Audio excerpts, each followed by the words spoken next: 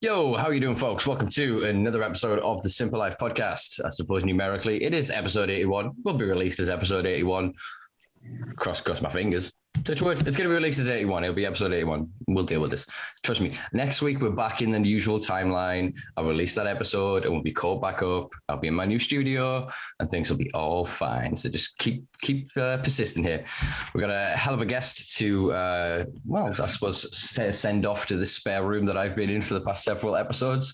He is probably one of the oldest colleagues and comrades, I guess, that I've had within this fight. He's actually a 10-year veteran of the UK cannabis, activism, advocacy, sort of scene and community. He has ran Hampshire Cannabis Communtiy, and in recent years has opened up the CBD head shop lifestyle shop Hampshire Canna in Portsmouth. He is SY Dignam. How are you doing, brother? Hello, Simpa. Thanks for having me on, mate. Nice to be here. No worries. I can see there's a lot of your logo popping around there. I do like to see the advertising going well. Yeah, it's everywhere.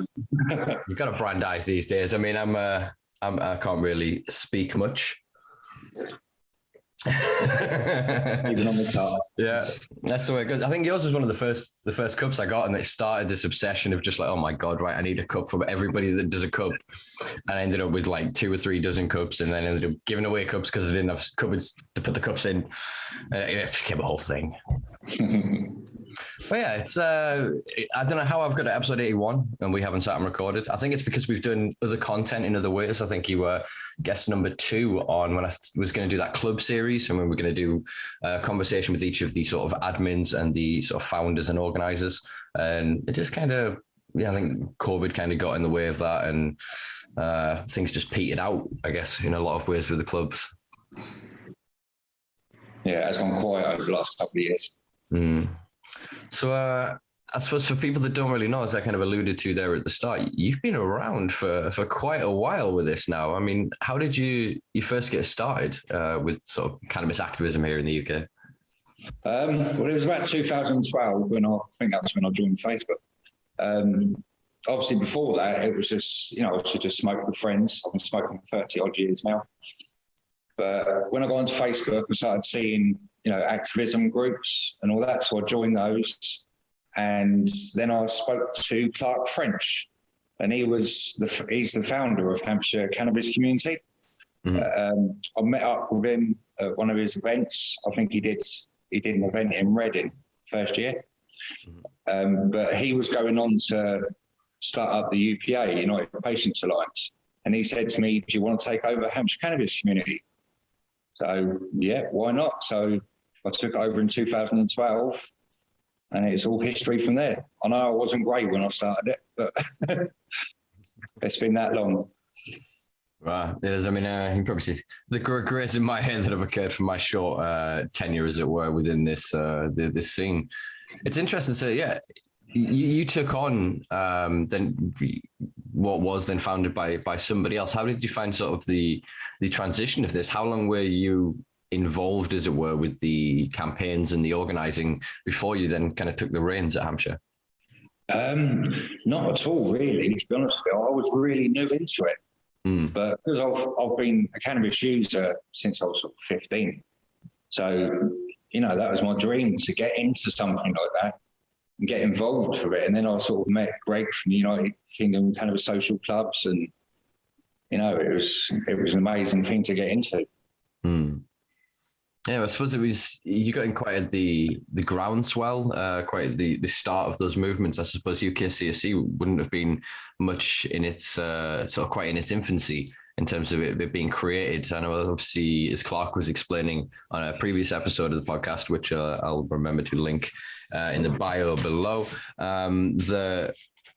Yeah, he was working with Greg to sort of create the UKCSC. Then they became sort of the United Patients Alliance, and there was all these different sort of movements and this real groundswell of sort of action and movement. So I think it was really quite fortuitous timing, and I think the 15-year-olds will have been very pleased. Yeah, it was all new back then. I think the first one was Normal UK because they were around back then. I don't think they are anymore, but I think they were the first ones to start because there was Greg was part of that along with Stuart Harper. Yeah. Oh yeah, that's it. Yeah, it was Normal, and then from Normal there was the creation of UPA and UKCSC. That's right. Yeah. Yeah. We all started up around the same time.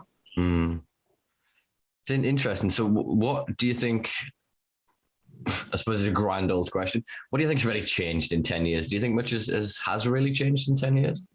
I think the community's got bigger. Definitely, because of social media, it's, there's a lot more advertising out there. So instead of just a group of friends smoking together, now you have events with thousands of people turning up. So yeah, the community has grown. The black market's obviously grown, which in my eyes isn't a good thing. And that we don't want the black market. We want to buy it legally. So yeah, that side of it has really changed.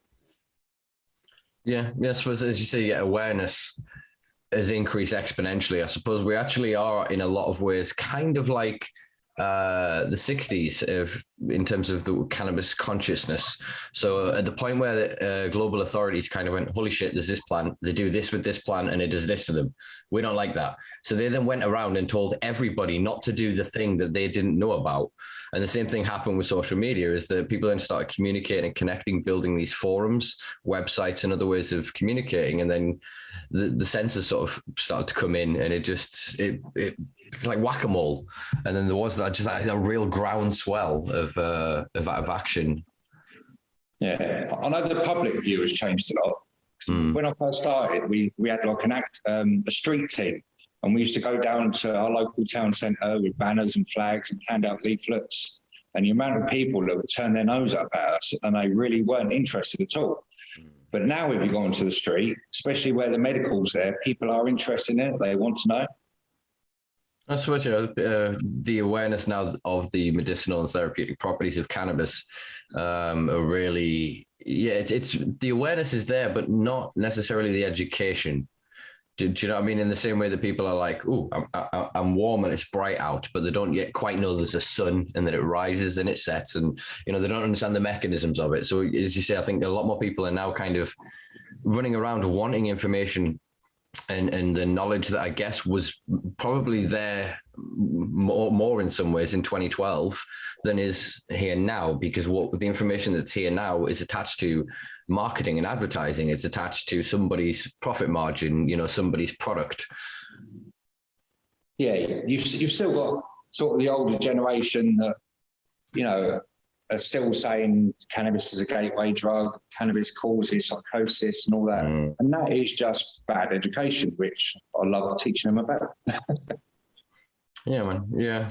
I suppose in that way, the changes that are occurring since 2018 with prescription cannabis, what's true for one is true for the other. So if they want to come in and ask, oh, well, I've heard that medical weed does this, or however they start the conversation, they can walk away with the information knowing that that's, I suppose, true of all cannabis. And I suppose that helps with the stigma of everyone's access, Yeah, definitely. But it's slowly changing. I mean, there's still a lot of people don't know about sort of the medicinal side of it, and you can legally get it now. I speak to people every day that, never heard of it. So I always tell them where they can get it from. I suppose, the restrictions on advertising and marketing directly from the clinics themselves here within the UK is probably their largest impediment. They can't set up the same kind of campaigns that CBD companies were able to do. They can't advertise on social media in the same way. A lot of them have perfected their SEO game, though. I'll tip my hat to that. You guys have done really well at search engine optimization. But yeah, as you say, if you don't really necessarily read the mainstream press, if you don't watch the news channels, you're not really caught up on these subtle changes. And as you said, they have been sort of incrementally building towards sort of what was then 2018 and the change in law around then. I mean, do you think that, because to me, it feels like 2018, there's kind of a divergence in our timeline.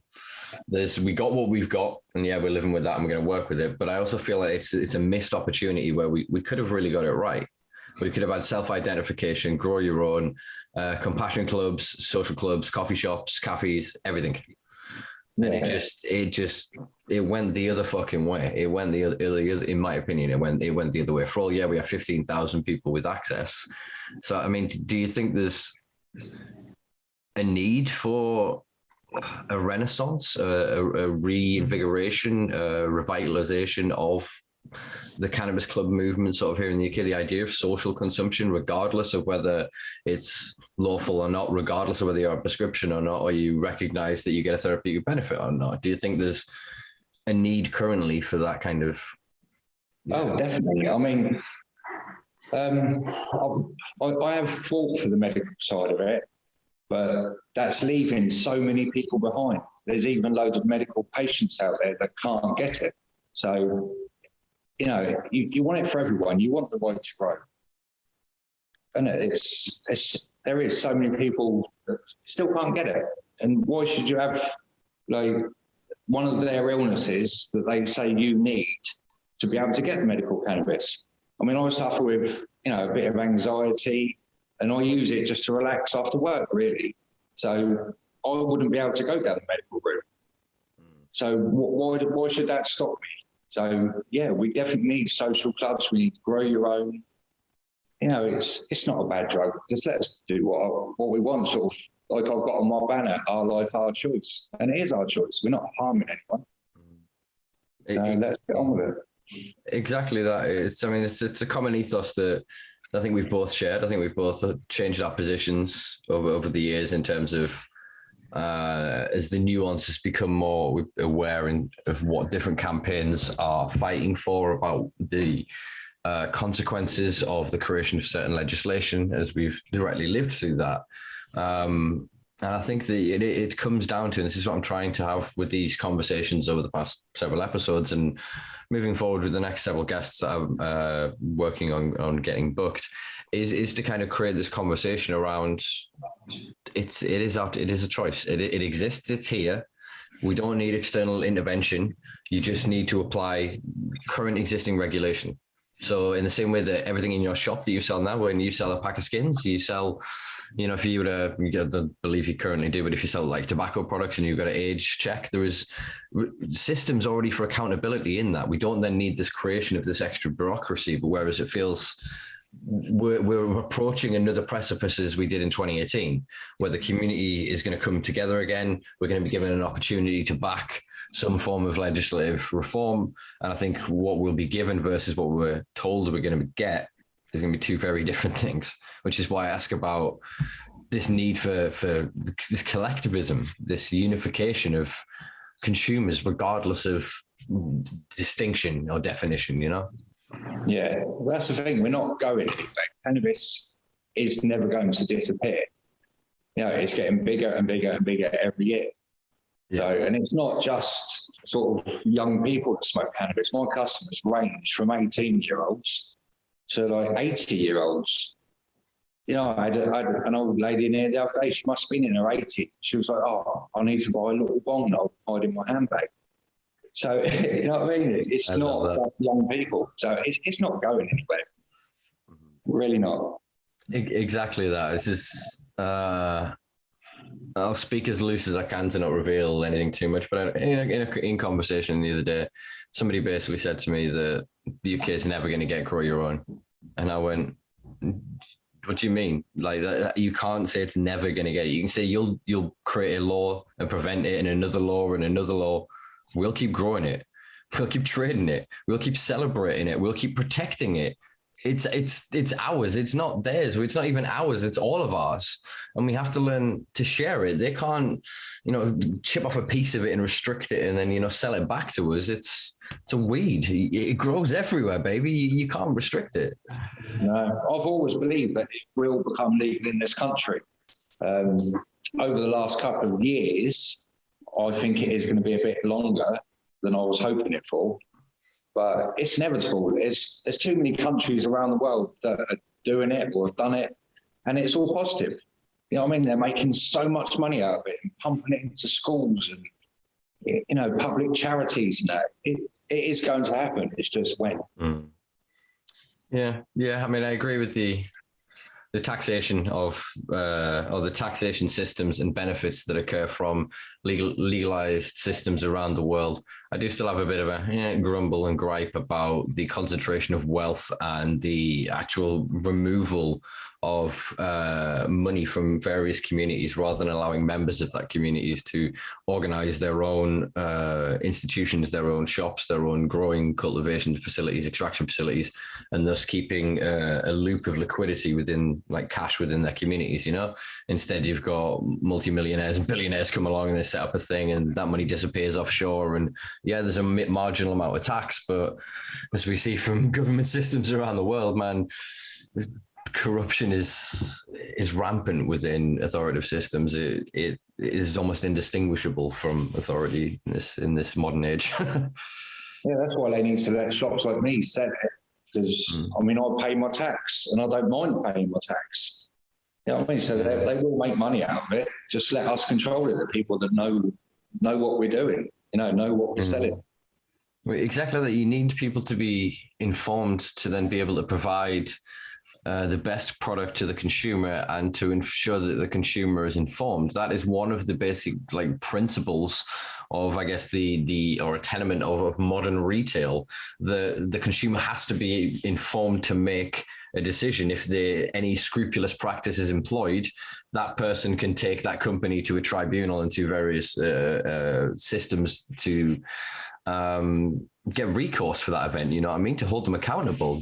And cannabis, they're trying to create through the lawful legalized systems around the world at the minute, seems to ignore that. It's like, no, the consumer needs to be informed. But the issue is then if all the consumers are informed, they go, well, why am I paying you X amount of dollars or pounds for this, when if I spend $5 more, I can get a seed and never have to pay for anything ever again. I can clone that plant and have trees forever. Yeah. And that's what I think that they're afraid of. And this is what I think the community is about in that sense. It's about the idea of the knowledge that isn't, it's almost the taboo knowledge. Do you know what I mean? That which hasn't yet been commodified, commercialized, been kind of co-opted by capitalism to be created into something to be sold back to us. Yeah. I think another problem as well is the choice of cannabis you can get. I mean, if you go onto the black market, it's all sort of maximum amount of THC. And not everybody wants that. I don't personally want that. I'd rather have a balanced one with sort of, I don't know, 10, 15% CBD, 10, 15% THC. But you can't go to a street dealer and buy that because there's no money in it. Well, yeah, I mean, I suppose, your average corner vendor, let's call them that just for ease of terminology. I suppose so, but there are now networks of individuals that work with vast menus that are trying to diversify. It's not just about the highest number. They're starting to understand the science. They're starting to understand the weight. If I've got 30% THC, that's like 20% of the total product that I don't have in terpenes, that I don't have in other minor cannabinoids, that I don't have in the other nuanced effects. I mean, it works well if you're selling to the uninformed consumer. They want that highest number THC, whereas the connoisseurs, they want to start talking about terpene profiles. They want to start talking about ratios. They want to start talking about, curing methods. They want to know far more than, again, that average sort of vendor is going to deal with. So there is a spectrum, but again, your average consumer doesn't have access to that world. They don't know it exists at all. To them, cannabis is cannabis, and all these fancy names just doesn't make sense to them. And that's where I think we're missing the point in this country, or in all countries, frankly, in the world in general, is rather than just going for flat out education about the plant and then allowing the populace to make the decision. They are using their prejudice and their bastardized, weaponized data sets and studies and research think tanks to come up with these legislative changes that are just going to create a paradigm of Prohibition 2.0, where drugs are in some way accepted, but only if they make a profit. They can be taken, but only if they oversee it. They can, do you know what I mean? It's in a nanny state mentality that is antithetical to what anyone in any drug culture wants, really. They want freedom, they want liberation, they want to be able to make an informed decision about what the hell goes into their body in the same way they do about food. I can go to McDonald's and eat myself to death in 10 years. I'm not going to try it, but we probably could even do it faster. If you was a supersize me, I think give you a pretty good idea of what it does to the human body over 30 days, let alone 10 years. But I'm legally allowed to do that. I couldn't then sue McDonald's because I've made the free conscious choice and decision to do it. In the same way I sign a waiver to jump out of an airplane. Yeah, they're saying that cannabis, because it can't be 100% safe, which nothing can be, that they have to somehow regulate and control it. Yeah, but it can be safe if used correctly, in moderation. You know what I mean? And you have choice. It can be safe. Anything can be safe in moderation, can't it? Well, you can minimize the risk because, again, the issue is I'm starting to really get pissed off with English language, to be honest with you, because it doesn't seem to work the way I want it to, because it's too defined. So if we say safe, we're almost saying that 100% of the instance, it's safe. Or you can say it's safer, which means you put it in a list of things that it would be safer than, right? So then when the average person hears that cannabis isn't safe because it isn't safe, because nothing is safe, because nothing is 100% safe. No. Am I making sense here? Yeah. Do you know what I mean? Yeah. And so there is then this illusion that then we go, well, we can't allow anything new to occur unless it's safe. But it's a ridiculous prohibition argument, because when you look at then tobacco, alcohol, sugar, do you know what I mean? These things don't match up in the slightest. Yet we've kind of lost the wind from our sails to be able to go, well, I can smoke a cigarette. Why can't I smoke a pure joint? I can drink a bottle of vodka. Why can't I grow a plant? You know, they can't quite. They just don't marry up. They just really don't marry up. And I think we're losing because to then be able to explain why the limitations of the language are there, I mean, you lose the average individual's interest. So you need to stick to these gimmicky short terms, these search engine optimized sound bites, you know? Yeah, they haven't really got a decent argument to stop us doing it. All they have is legacy. They have the fact that it is illegal or unlawful. Sorry, it's not illegal, it's unlawful. And we have to, I suppose, then remind people that, all right, it's been unlawful for about 70 years. Prior to that, it was the law of the land. It was at one point a taxable, like a criminal offense to not grow cannabis over if you had a certain amount of land during the Tudor period. You know, you could actually pay your taxes and get discount if you paid cannabis, like cannabis crop. Yeah. Yeah, I don't understand any of them, to be honest with you. Why they're doing it, their arguments, it doesn't make sense to me. It really doesn't. Yeah, I think it's because it props up so many other arguments. I was thinking about the psychosis one the other day and thinking, like, we've proven this time and time again for the past 20 years. We have torn down this skunk psychosis myth, but it's a persistent narrative that's out there. And I think one of the reasons that it persists is probably actually coming from your tobacco lobby, because we've known quietly in the background for about 30, 40 years in academia of a casual relationship between tobacco and psychosis. You know, sorry, not psychosis, tobacco and schizophrenia. And so they've been trying to figure out for a while whether people that have schizophrenia or schizophrenic type disorders or have a propensity towards temporary psychosis type events consume nicotine, or is there something in the cigarettes, is it the nicotine that's then causing this? So they haven't ever been able to unpick it. But I think if you then remove cannabis from the equation in that conversation of this, it's something like 75% of European consumers mix their cannabis with tobacco. So then if you suddenly could remove cannabis from that, and people weren't mixing with tobacco, you would see the two things in the clear light of day. That cannabis is not causing that, and probably there is at least a heavy likelihood that people with those type disorders are more likely to consume nicotine and are self-medicating to some degree with it, or it's causing that, which is... Yeah. So then you've got to ask, is it causing it or does it trigger it? You know what I mean? If you're prone to psychosis or schizophrenia and you've got it in your family, then anything, alcohol, tobacco, anything can trigger that. But does it actually cause it? Yeah, again, this is an interesting conversation that doesn't seem to work very well in the 21st century because of the pathologizing of human suffering under capitalism. Do you know what I mean? It's not that you're sad because you're told and shown this mass media of what the world should be and how you can achieve and what your life can be. And then you've got what you are socioeconomically positioned to be stuck within. And the juxtaposition of these things make you sad. But no. You're depressed. You have a chemical imbalance in your brain, which in some arguments is technically you can measure differences in the hormones and the neurotransmitters as a consequence of you feeling depressed. So what they've then done is then gone, oh, well, that's caused that. Well, no, that's the neurological expression of this. Whereas we know that then if you change your outlook, there are many different things you can do to start tackling kind of that mindset and that way of sort of thinking.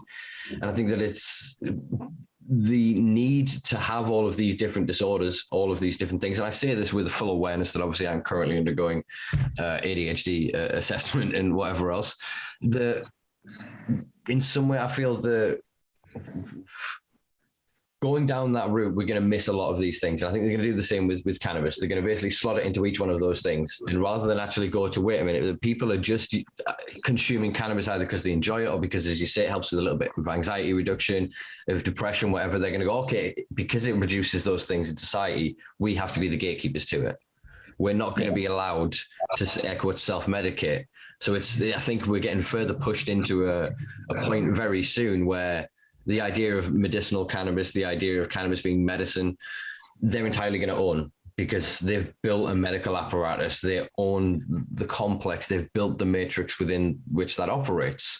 Whereas I think the liberation argument of cannabis gives us the best point that we don't need to go to a doctor and go through pathologizing of our lifestyle to then go, oh, well, you're anxious or you're depressed. We can just go, oh, I feel a bit that, I'm going to go for a smoke. And literally in the same way, you could just go for a drink down the pub and have a laugh with some mates. You could do the same. You can go have a couple of bongs somewhere, chill with a couple of people and have that instant relief. You haven't needed to go to a doctor and be prescribed and get a clinic involved and then go to a pharmacist and then get it dispensed and then have to consume it in a very specific way and not develop that personal relationship with cannabis.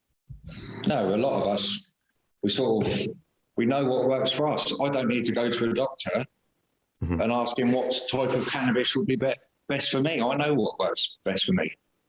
So, I don't need those. I don't need them at all. So it's weird then, because this is what I'm kind of hitting against at the minute recently, is trying to understand that medicinal is always then therefore going to be medicinal, and cannabis will have to be scheduled if it's then considered a medicine. When cannabis is considered a medicine, it has to be scheduled. But the argument that I'm trying to push at the minute and trying to remind people is that cannabis is this benign, unconscious plant. It don't give a shit about you. Don't give a fuck. It is just a plant. You put it in the ground, give it some good climate. It's going to grow. It's going to grow. It's going to express itself. It's going to do what it wants. It's going to try and reproduce. It's as is its nature. But it's then how we then apply cannabis. So then if you want to smash that up and make it into, concrete as a building product, cool, that's fine. If you want to then go and get as high as you can, roll like a 2-ounce joint and share it with a load of mates, fine. If you want to then go extract it into an oil and then use it to directly treat cancer or whatever else, fine. There's the thing that is different there is what we've then done to it. The plant needs to be descheduled. It needs to be removed from any lawful restrictions whatsoever. It's then when what we do that then should apply to it. So in the same way that then if the plant is then not criminalized in any way, we can cultivate it at home. We can then do what we want with it, have our personal relationship at home. So then however you choose to use it at home, that's fine. If you then want to then sell it, you've then got to go through, basic hygiene certificates the same way you would with food. You've got to meet certain packaging criteria. You've then got to label it in certain ways. You've got to, all of those things already exist as as entities and systems within the wider world, and we can directly apply them to cannabis, whereas we're allowing a small group of people to write from the bottom up every single part of this so that they control every single part of this, denying us that opportunity to build that relationship with this plant. Yeah, but just because they control it doesn't mean they're doing it right. Doesn't mean they know what they're talking about. Hell yeah. I think that's very true. I mean, I'd rather smoke my own homegrown all day long. I suppose, yours hasn't been irradiated, which is one of the main issues that we've got with the prescription cannabis occurring in the UK at the minute, is obviously the products are then imported from various regions around the world. And as a requirement for them being a medicine means that they need to be irradiated to, destroy any contaminants on them. But ironically, this is then destroying the trichomes, which is then upsetting the terpene profile. Yeah, there has been a lot of sort of bad cannabis coming through the medical.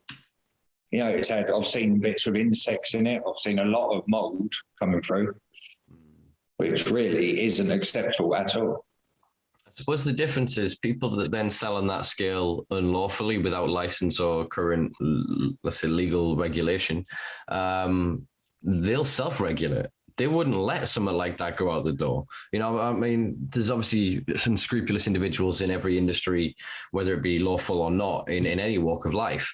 But the majority of cultivators, dealers and vendors that I've been around over the past, many, many years, they would remove that from circulation. They wouldn't sell it on. No, definitely not. I mean, it's never anything with dealers that are growing it for money. It doesn't normally have the terpenes in because they rush it. It's rushed, they dry it too quick. They don't cure it. So that's not the quality I want either. But I mean, there is a lot of nice weed out there. Definitely, there's a lot of connoisseur growers that really do respect the plant and only want to give out the best. Exactly. There are people working on building their name, their brand, as it were. So they wouldn't release a product onto the market unless they knew it was, as they would say in their parlance, at 10-10, that it's a top quality product. And I think that's kind of the difference. Is it feels very exploitative that these 15,000 patients, and obviously I'm not speaking for some batches are good. I do hear positive reviews from individuals. I can't speak to whether they have a previous experience themselves of cannabis, so therefore know what quality cannabis is supposed to look like, smell like, feel like. But yeah, it does seem that there is a lot of disgruntled individuals at the minute. And you're talking 3 years into a system where 1.4 million people were estimated to be eligible for access, and we've got 15,000. That's a very large discrepancy between the things. And actually, I think all it does is it shows that after 3 years, 15,000 people have signed up. And okay, let's look at the 15,000 people. How many have got psychosis? How many of them jumped out of a window? How many of them mutilated the genitalia? How many of these other stupid stories that you see in the press attributed to cannabis consumption? Do you know what I mean? Check through them, look at them. And if that's not evidence enough to change the law, I don't know what then we need. What do we need? 1.5 million? Do we need 15 million people pushed through their little racket? No, it's a safer, not safe. There we go. Chasing my own language. It's a safer drug than sugar, as we can clearly attest to now.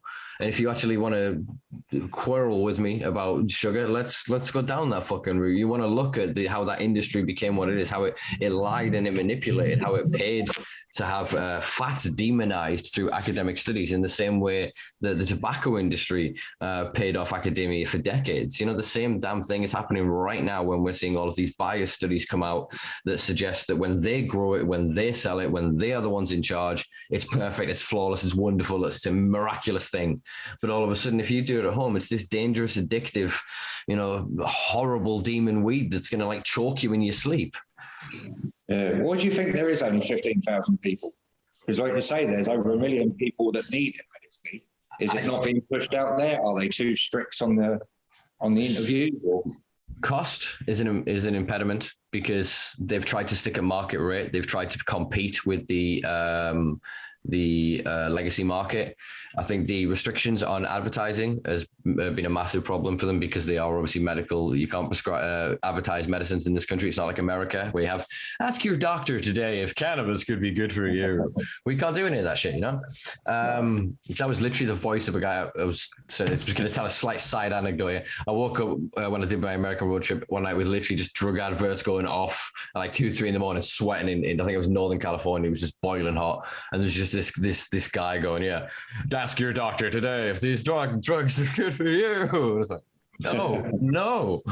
But because we don't have that, so those restrictions, I think also the products themselves, when they first appeared on the market, they were charging thousands of pounds for bullshit, for popcorn bud off the floor. I'm not saying they were off the floor, but what I would consider popcorny, what you'd kick into a bucket even in some cases, rather than actually run into other things. Yeah, and the knowledge was fucking just not there. The complete lack of terpenes, complete lack of trust within that system. And I also feel quite a lot of people don't want a doctor involved.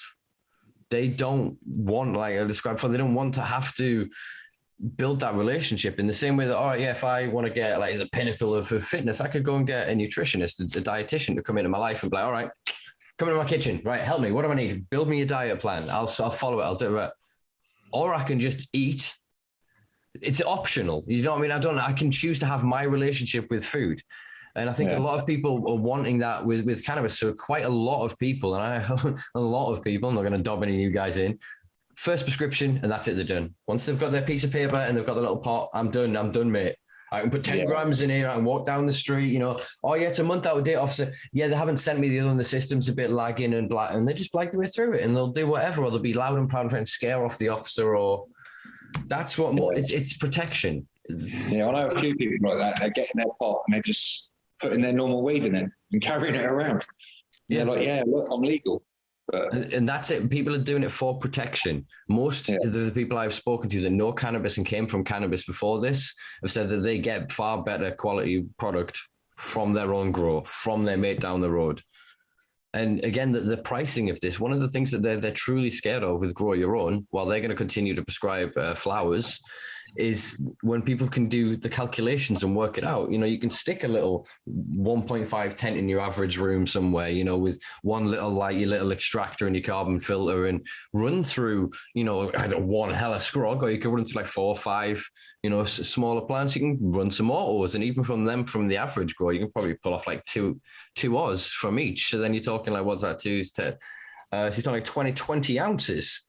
For an investment of what you're paying for maybe 3 ounces for them, and then after that, it was £25 an ounce to grow at home.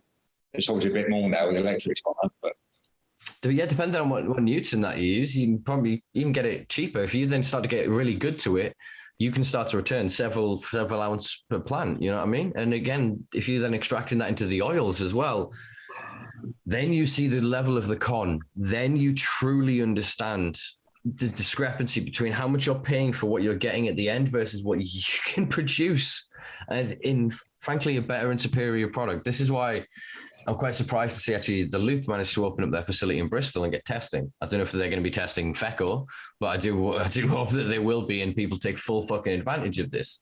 So we can use an open system like that to be able to then test our own products and create that internal regulation, and then be able to have them on par with what is being provided, and either hold them accountable so that they do better, or again, just show the argument that individually we can do more. You can still regulate a small community, bunch of growers, but they could be turning over thousands of liters of high quality oil in any region in this country for next to nothing in initial investment, with a decent set of growers and being actually legally, lawfully allowed to do it.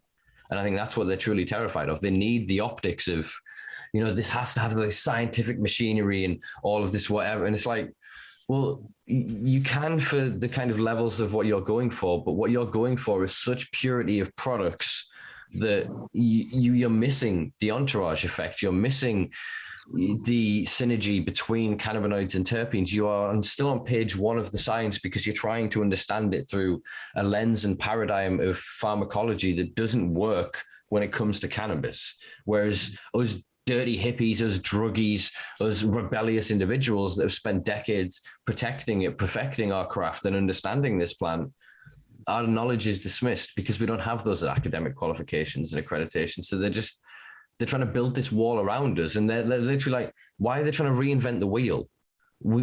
Just talk to the people that know this shit. End the criminalization of our lives. Allow people exactly like yourself that are already opening those businesses, that are already active members of that community, providing education and knowledge every day to profit from the great work that you've done within that community. Yeah, they are making it a bit too complicated, trying to get too scientific with it. You know what I mean? It's an easy plant to grow. You grow with the right nutrients or organically, you can't go wrong. Okay, the knowledge that's in things like the hydro industry in this country, again, just are going to be lost. These companies don't care. They're producing their own formulations. They're not interested in protecting or honoring the legacy and the heritage and the history of the people that have built the foundation of the world that they're now set to dominate, build their systems and dominate on. It's repugnant. It's repulsive in a lot of ways. It is frankly quite offensive. And again, I'm all praise to people that have got access and are benefiting from that system. But the people that are really benefiting from that system are making tens of millions of pounds. And that is not staying in our communities. That is not helping you pay your council tax bill or heat your home. It's not doing what self-sufficiency of you using that extra space in the garage or the shed or the garden to turn empty space into thousands of pounds. I'm obviously not advocating that anybody here breaks the current law here in the UK and germinates a souvenir cannabis seed into cultivating a cannabis plant. I'm just stating the fact that if you happen to do so, the value of that plant is worth good money, and you can do great good with that. And that can also allow you to feed your kids, pay your bills, stave off that anxiety breakdown because you don't know when that next paycheck's coming in. Become self-sufficient, That's the thing, even by growing it yourself, you're saving so much money anyway, because there's a lot of personal growers that just do it for themselves. Not everyone is out there to sell it to make a buck. You know what I mean? And if you do a good enough grow, you've only got to do one grow a year. Yeah. And that will keep you in weed for the whole year. You're not growing all the time. Yeah. Yeah, I mean, I obviously advocate for whatever people need to do to put bread on the table, to afford to have their energy paid. We're in a world now where it feels ever more a class war. A 7 to 8% inflationary increase doesn't really harm your average multimillionaire or billionaire, but it definitely harms the fucking rest of us. And I look around and I see nothing but empty space with the potential to be full of trillions of pounds of cannabis to be used in thousands of different uses. But it crashes their model of economics. It disrupts the scarcity paradigm of neoliberalistic capitalism. It denies them their opportunity to be prejudiced and see somebody driving a car they don't like and allege from 500 yards away in a sealed vehicle they smell cannabis. Do you know what I mean? To pick off 2 black youth amongst 500 people outside of a train station and go, we're going to search them because we smell cannabis. To be able to use that kind of mechanism, they need that for social control. They need that to ensure their investments go up, that their portfolio never goes down, that people don't, have the opportunity to pay enough of their bills that they can conglomerate together and start to, fight for rent control, fight for community space, fight for, active representation within the political system. They don't want that. They want to be able to demonize you dirty druggies. Don't you dare get together and do your drugs together and dare share your experiences and talk about what it is to be human. Yeah, but they moan about people growing and making money from it, but keeping it illegal is letting us do that. It's ensuring that's all we can do, really, isn't it? Yeah, it don't make sense at all. They want to make money out of it, legalise it, and we'll pay them. We'll pay them taxes. Not a problem. So, I mean, it's interesting because the police, in a lot of ways, have spent the past 10 years kind of being like, we don't want to fucking do this. We don't want to fucking do this. And obviously Ron Hogg, the late Ron Hogg, rest his soul, if you believe in such a concept, I guess. And the retired now Mike Barton from Durham, the PCC, and CC up here, the Police Crime Commissioner, and the former Chief Constable, when they started that kind of revolution. And we've now seen diversion schemes pop up, and I think it's around 10 different constabularies across the country. And a lot of officers do typically use discretion. But it does beg the question, then what would happen to those police? What would happen to policing as a concept if they suddenly had millions, if not billions more pounds and millions more man hours? What would they actually use it on? And I think it's, you can look at crime statistics, and a lot of things are related to economics. Most things through one way or another, whether it be even expressions of violence, typically in some way comes from I don't want to oversimplify, but like youth depravity from deprived socioeconomic backgrounds that typically then lead to a higher propensity, and I'm just speaking entirely abstract from statistics, of youth crime, violent interactions, a lack of mainstream education, etc. Kind of actually the trajectory of my younger life in a lot of ways there.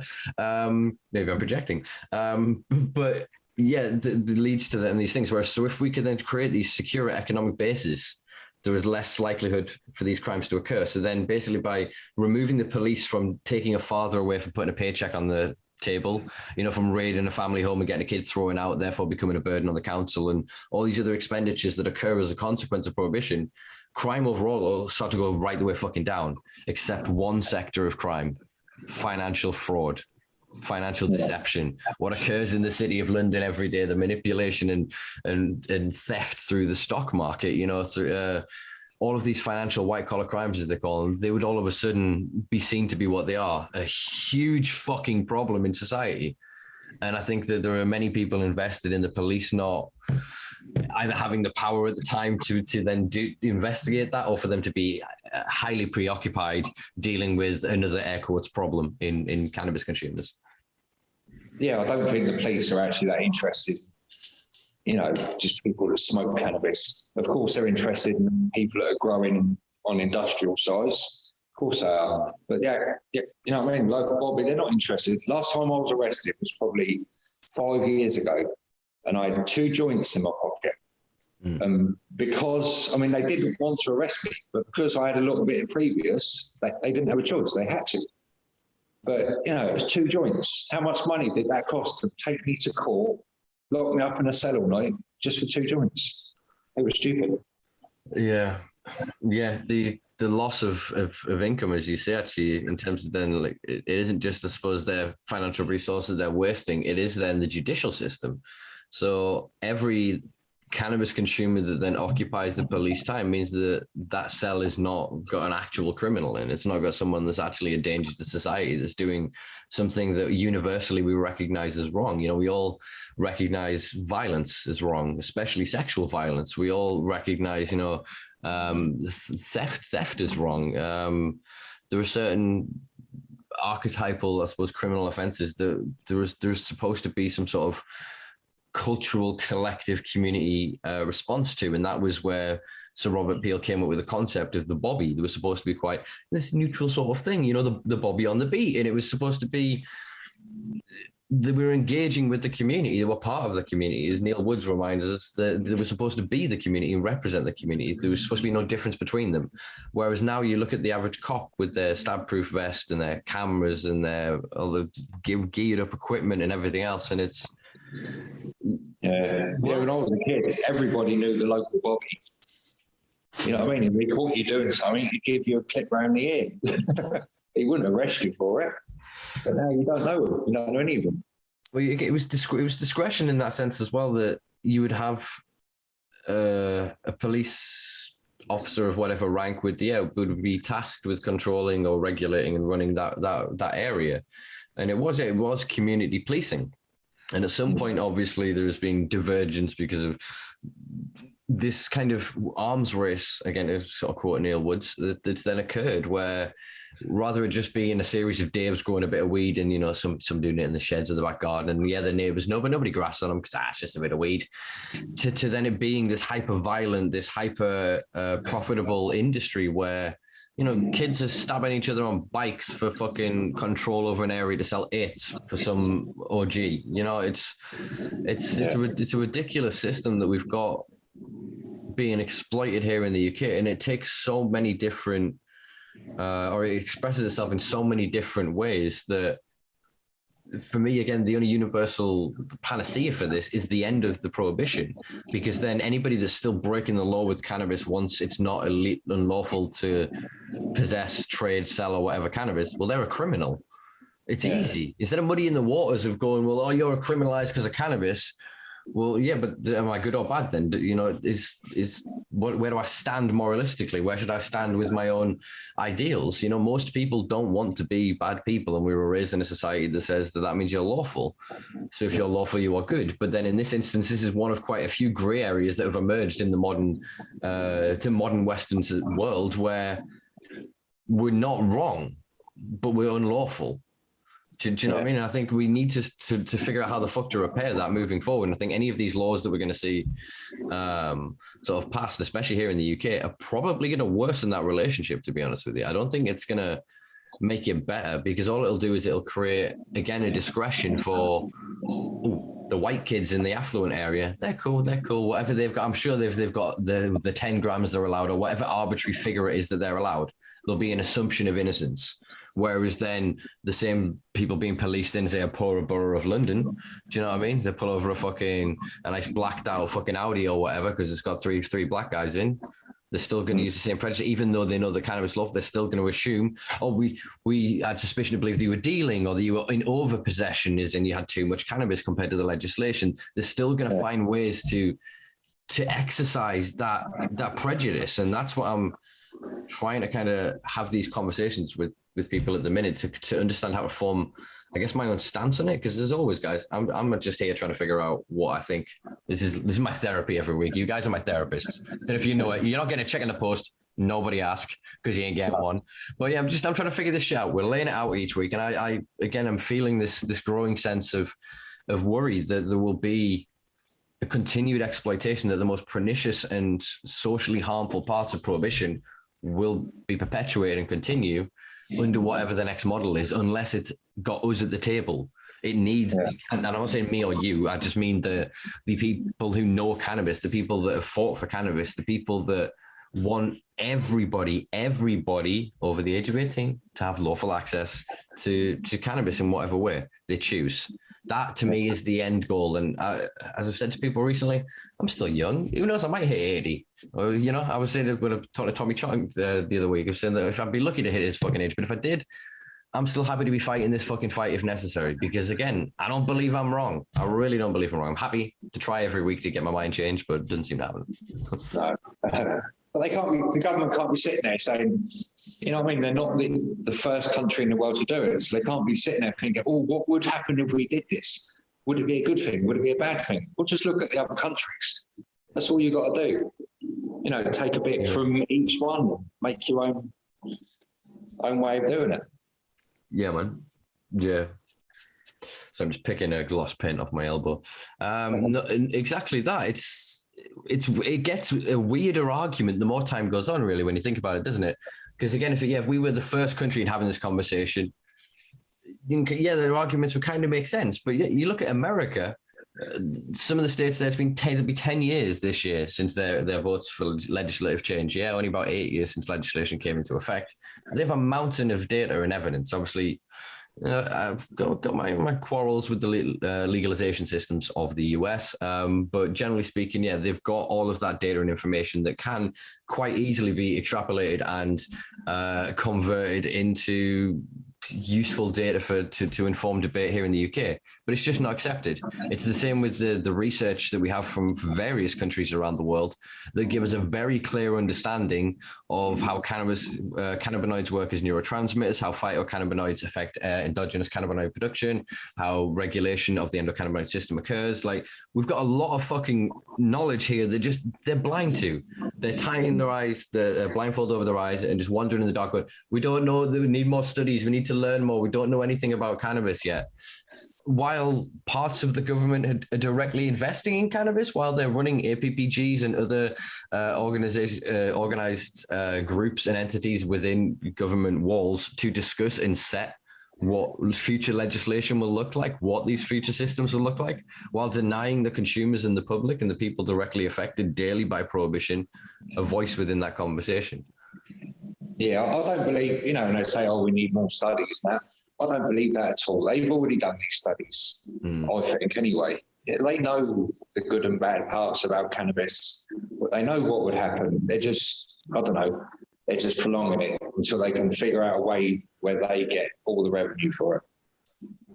That's what it very much feels like. I mean, we had, this year's probably wrong, the number that literally just went almost like the image in my head there. Sorry, I'm going to explain this.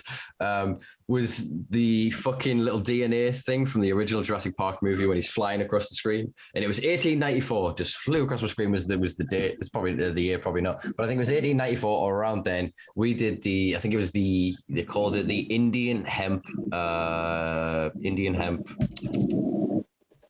Something or other. It wasn't a council. It was like an investigation, basically.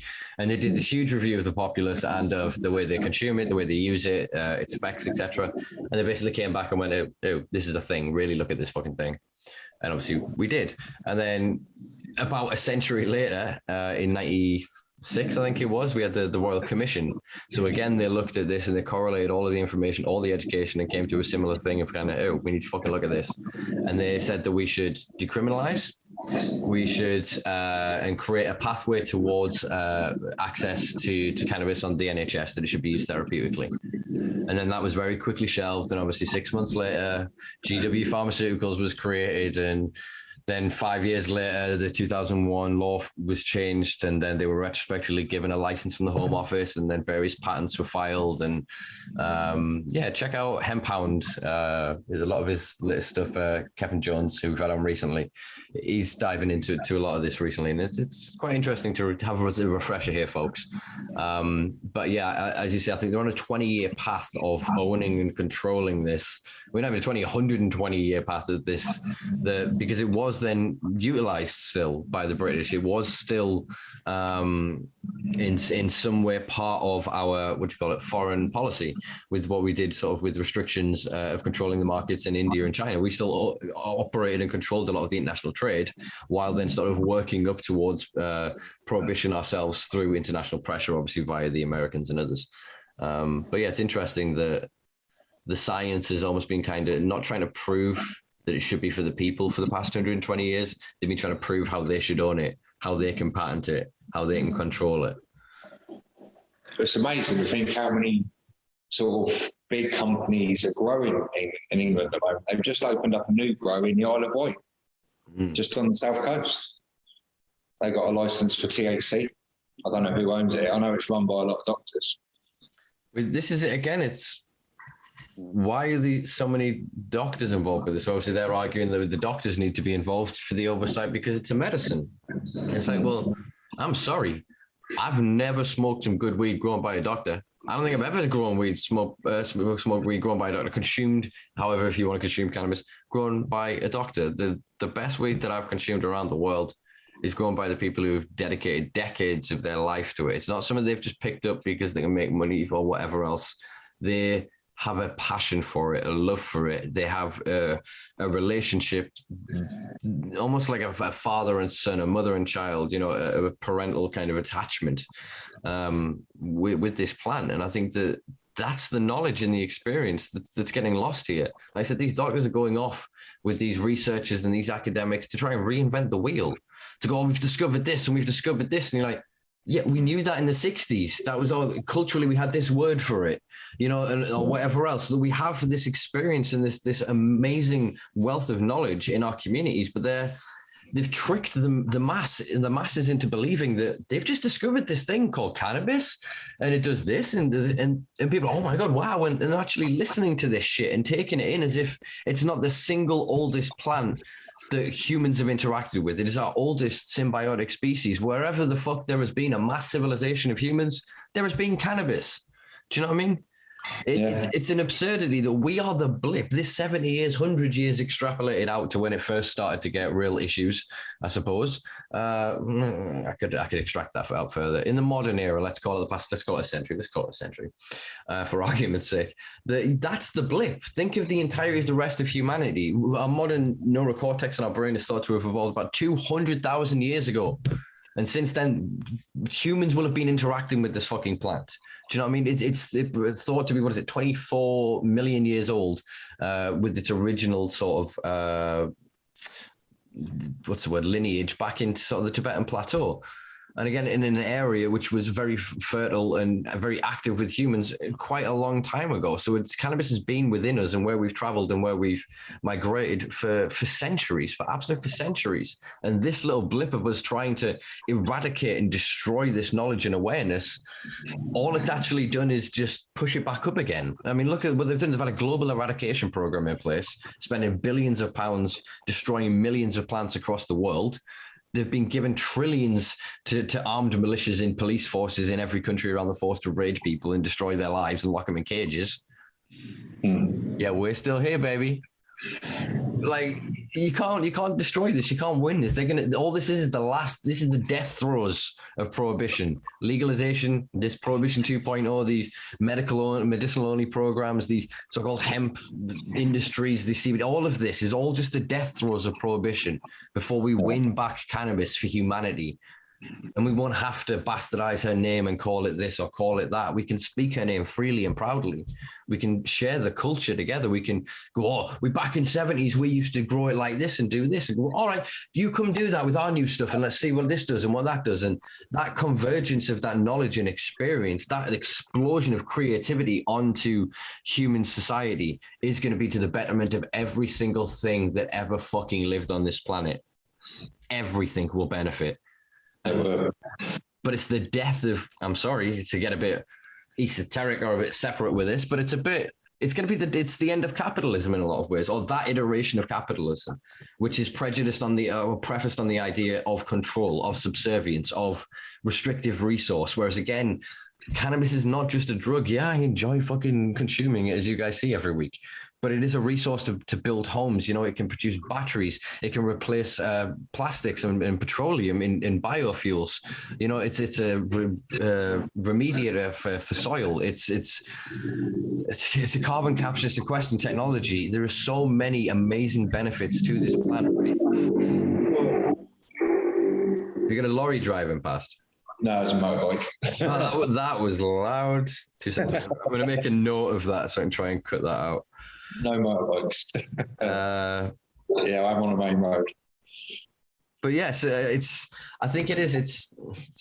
This is why I say that cannabis justice is class justice. The end of cannabis prohibition is the end of this iteration of our current political and financial system. And I think that scares a lot of people because we've been led into the belief that there's only one or two or three options. And I think what comes next is something we haven't even thought of. It isn't something yet to be conceived, because we haven't all got together to have that conversation. It's not for those that have had the opportunity to own and operate the world to be the ones to decide how to own and operate and run it moving fucking forward. Do you know what I mean? Yeah. Prohibitionists don't need to continue to work their shit with this, as far as I'm concerned. And that might be a bit revolutionary to some of y'all individuals out there, but I think I make myself very clear over the entirety of my body of work about what I feel about that. And I think that's why it's worth fighting for. So I think with, as we were saying with the clubs, so have you got any appetite? I suppose is it the 10th year anniversary this year? Yes. Yeah, I suppose it would be, yes. Yeah. Any appetite for an event of any kind? Yeah, I am. toying. I mean, we've done events on the beach in Portsmouth since sort of 2013. We've done them every year. Yeah, Eastney Beach. Yeah. Obviously, it all stopped through COVID, and I am toying with the idea whether to put it back on this year. The only thing that is, to be honest, is putting me off a little bit is the way that the community has got. The events were always protest events. They weren't like vending events, which a lot of the events are now. You go to an event, there's like 20, 30 stalls there, everyone's selling weed. Well, I can't do that on a public beach. So, you know, I am giving it some serious thought whether to do it in August or not. I mean, yeah, it's the first weekend in August usually, isn't it? Yeah. I'm looking at my calendar on the wall. Let me double check something. Please bear with me here, folks. So the first weekend, would be the 6th, which is summer social, but that's obviously very industry heavy. I think actually a lot of people would love kind of the what do you call it? Reminiscing, but not. Jesus, my words are really bad today. Sorry, folks.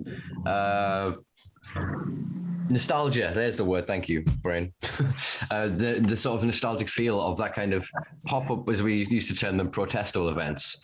And I think, it's the event culture has become very, if you know, you know. And I think obviously for certain reasons to protect itself because of the vending and because of the kind of the nature of them as they've evolved. And I think there's always been space and need for all types of events.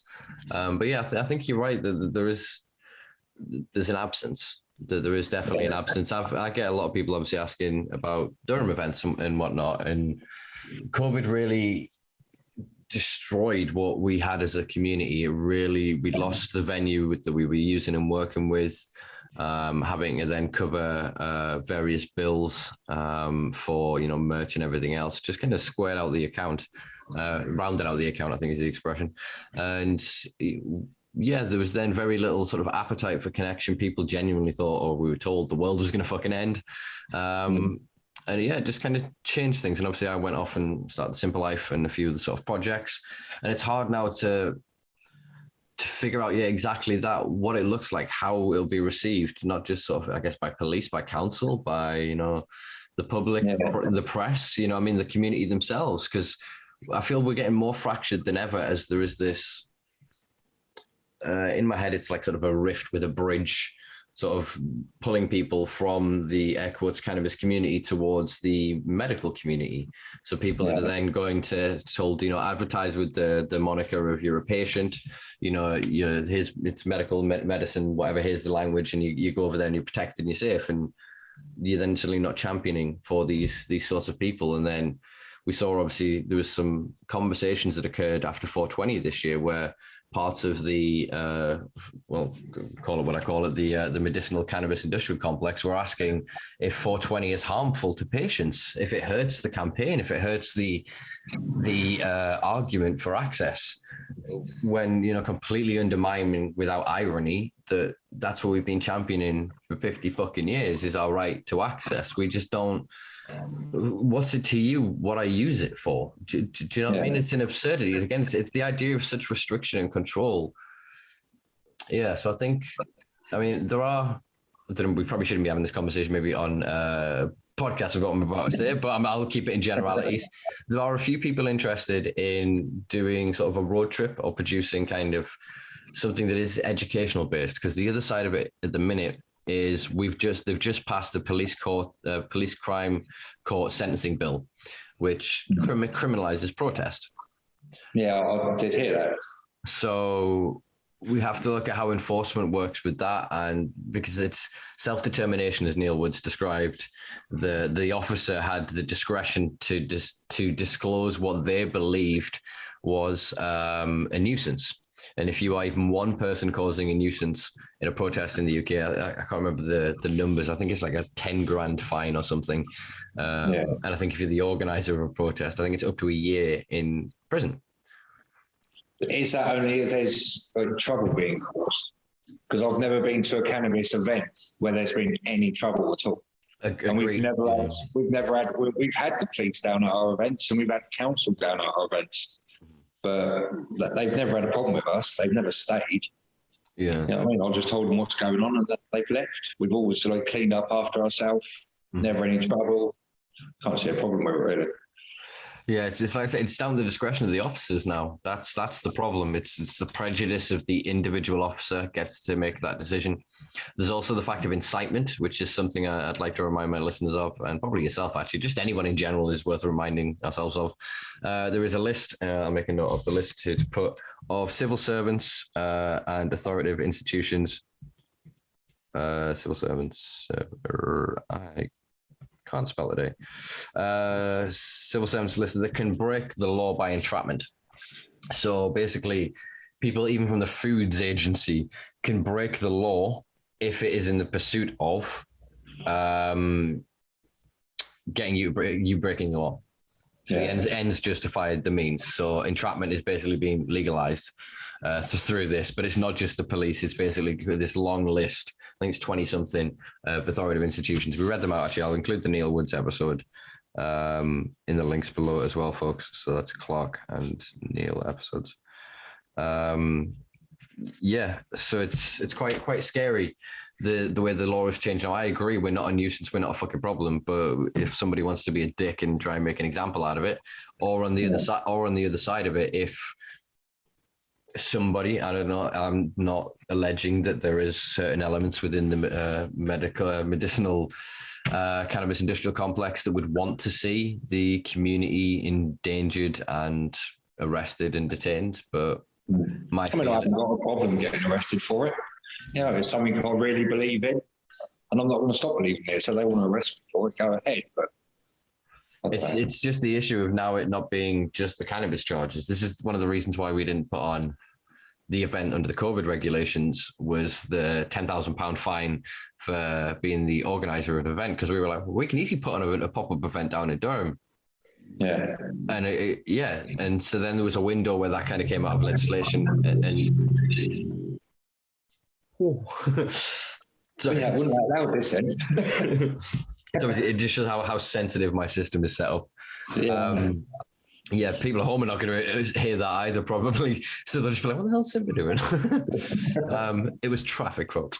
I think we probably need to figure out how it's built and set up. But I think done in the right way, there is definitely an appetite for these kind of pop-up events across the country to just inform and educate people of the current state of play, and to try and create support and groundswell for concepts like grow your own, self-identification as a patient, for the ultimate end of prohibition. You know what I mean?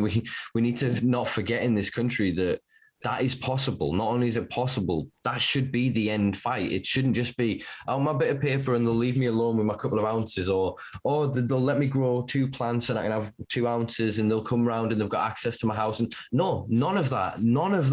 They're all half measures. And if you all want to get off the bus whenever your stop is called, I don't blame you. I do not fucking blame you. But I'm on here to the end. I'm seeing this fucking through. And I know there are quite a lot of others that are willing to take that stand. And I hope that these sorts of events would create that groundswell of people going, that better world is there. It's not just we can buy a bit of weed and do whatever. We can use cannabis to rebuild our communities, quite literally with concrete.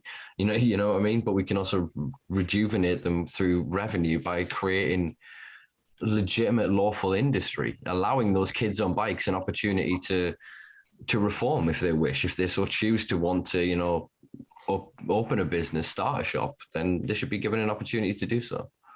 Yeah. I mean, before COVID, the events through the summer, every weekend there was an event on somewhere in the country.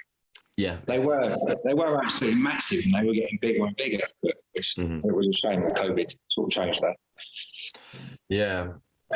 Yeah, and I think there's a renaissance of them happening this year. I mean, I'm looking at my road trip whiteboard, and there's 11 on there that I've already had on so far on the list, and I think there's probably 12. Sorry, is that High Life this weekend as well. So there's quite a few already building up, and obviously more are starting to slot in, and a few of the different events will come up here and there.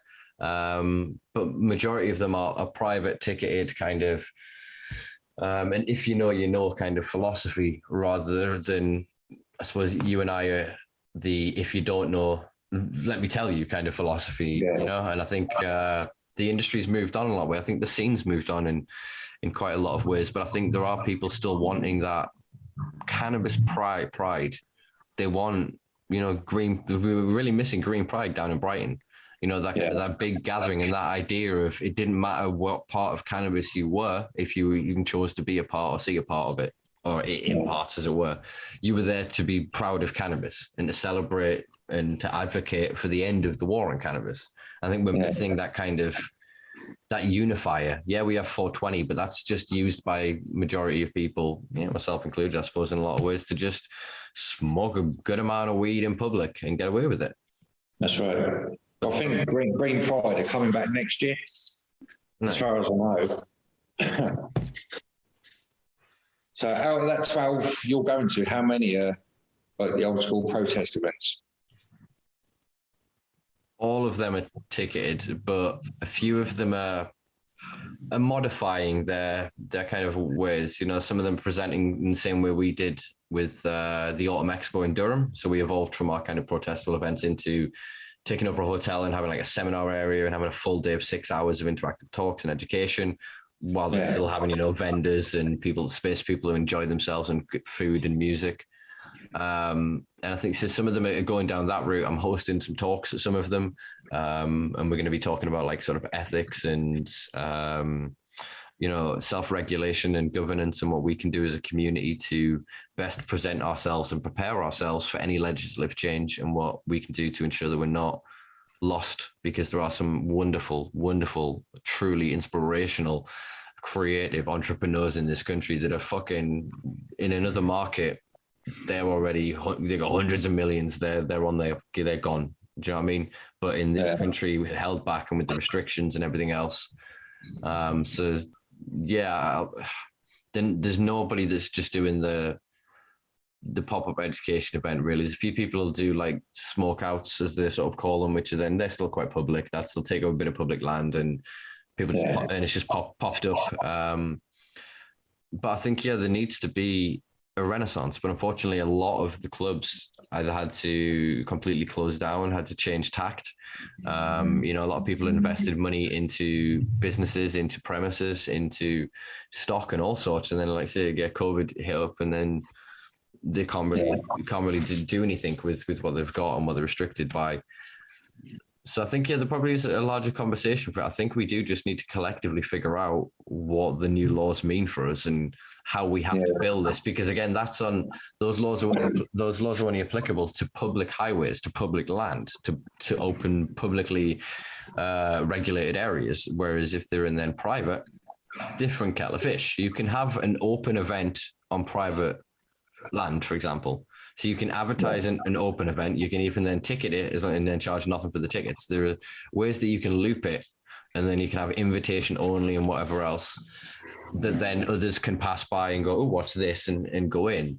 And I think it's then, if we just might have to get a bit creative with the structure of them. But I mean, that's kind of our forte. If you look at what we got away with for 2017 to 2018, 2019, the style of events and the way that people were pulling them off, and the places that some of us were pulling them off, we're very like, oh, okay. So I think that... Yeah, I do understand the ticketing events, because people do feel a lot safer. Yeah. You know what I mean? Because they are on private land. The police can't just go on there. Where events like mine are on a public beach. Yeah. So, people are a lot more scared to go and sit there and smoke a joint, which is understandable. I think we need more of your street teams. I've been thinking this for a while about wanting to just hit the streets. I think love doing that. Public engagement. It's getting out of the echo chamber of kind of the people that already agree or they may already know, and that can be often what a lot of the, I suppose, the closed events become. Although newer people get invited in, they're not necessarily focused on education and awareness, and sort of bigger picture, as in like what they want to do with legislative change, etc. So I think getting these public events where we can re-engage with the public and get their feedback and understand what they want, and actually then rebuild those bridges and those connections. And if there are, we need a different way of doing it, maybe. I think we've got the street team. We show about 6-7 of us. We're just standing around out leaflets, talking to people. I was in my element and I loved it. Yeah, same. I love just again, also watching people light up, I suppose, when you can challenge their beliefs, what they believe, what they think they know, and sort of educate them and watch them go, okay, and really start to take it on board, because I feel that's more impactful in a lot of ways than, again, preaching to a crowd of 100 where they already know the shit, or at least they're already on your side, as it were. They may not know the science or the evidence or whatever, the nuance of what you're discussing, but generally speaking, they're on your side. And I think that's what some of these events can sometimes be, I guess. So I think we almost need to, I guess, work to make them more open if they want to be. You know what I mean? I'm not obviously going to force anybody to do anything. I can't force anybody to do anything. But I think if they became, I guess, more open, so they could get more, like, what's normies, non-consumers or non-connected community members, because we need to grow. We need to grow our ranks. The reason that we are getting our asses handed to us year after year with the legislation and the venture capitalists owning all of this is because we're not organized. And we're not organized because we don't know who we are, because we're all still hiding. We're all still afraid. We're all still scared, not just of the prohibitionists and the police, but of each other. You know what I mean? It's a weird system that we live under now. The idea of cannabis pride is not quite there. There are people who will champion cannabis if they've got a business, if it's lawful, and they'll be like, yeah, loud and proud. If they've got a prescription, they're like, yeah, I can't get arrested. You got loud and proud. Yeah. But it's hard to figure out what does direct activism look like right now. How do we? Yeah, how That's do we? Even like getting on the streets and talking to the public. You know what I mean? Is that going to help us getting it decriminalised? It's not, is it? So I don't know what. Maybe we should go down the religious route, because the church has never got involved because it's in the Bible, so they can't say it's bad when Jesus took it. Well, the investment vessel behind the Church of England invested, I think, 10 million quid in a medicinal company a few years ago. I think I remember writing about it. There is obviously a few people in America and different places that are trying to go, well, okay, let's go down the religious defense. Let's start a church of cannabis. Let's, have it as our sacrament, and we meet together, 420, and, we pray and consume, in the same way you have like wine and the cracker, in Christianity and Catholicism. So you could build sort of the same sort of thing and protections. I think that probably could carry some sort of merit, because there's then court systems where you could then get religious protections. But because at the minute, the idea of social consumption, I think that's going to be the next casualty in the war of prohibition, and it's going to kind of be co-opted by the medicinal system, and they're going to say that patients deserve the right to get together and consume, and patients deserve to be able to go and make choices and buy from whatever they want, and they'll create like basically what we want for clubs and dispensaries and whatever else, but only if you've then paid the doctor, only if you've got the prescription in the approved system. But we should be allowed to have clubs the same as you can have a pub. I mean, there's no difference at all. Exactly that. And I think that's where there needs to be this renaissance in, I guess, the club movement. And I say that to myself as well as to you and to the wider listening audience. The clubs represent community, whatever that looks like, as in they don't set what the community looks like, they become what the community is, because they are populated by that community. Does that make sense? Yeah. Do you know what I mean? And I think that's where we need to just reconnect and figure out what we can achieve, what we can do, and how we can provide that access, how we can work around the current systems. And because you would have thought with the laws changing that it'd be more leniency within the police force, that they'd be more willing to have these conversations and engaging with us, Yeah, I think the only thing stopping me opening a venue in Portsmouth is money. If I was rich, I'd be dangerous. I really would, because I don't care. My man, that's it. I think we've covered quite a lot of the topics that I wanted to cover straight off the bat here. I suppose then, tell us about starting Hampshire Canna. How did that come about? The shop. Well, I sold my house to actually do it. Probably a big mistake, but it was always a dream. I wanted to get the activism onto the high street. COVID hit, so it has been such a struggle, but we have made it through. We're still open. We get new customers every day. Yeah, it's a dream job, really. I'm loving it. I just needed to pick up a little bit. Yeah. Do you think that's sort of corona related? Like, isn't it because of the way the economy's been hit, or? Yeah, definitely. Yeah, I mean, I do. I get new customers every day. It's definitely COVID. I mean, I had to close about 4 or 5 times and reopen. And for all that, I still had to pay the rent. I still had to pay all the bills. So, yeah. But, now nobody's got any money at the moment, which doesn't help. So, but it's slowly picking up week by week. And we're still open. So, yeah, I'm still happy doing it. Nice. Yeah, I think it's a shame that there was such momentum with the clubs, and that there was people like yourself that kind of went to start these businesses all quite around the similar sort of time of 2019.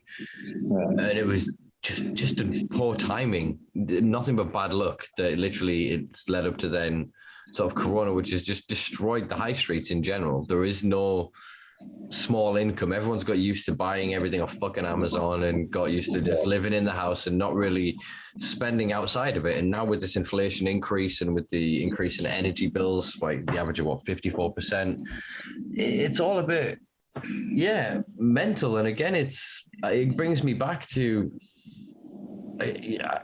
I'm trying to think of which politician it was in America. You said the thing of like, I want 2 cars on every drive, you know what I mean? And I want a cannabis grow in every fucking bedroom.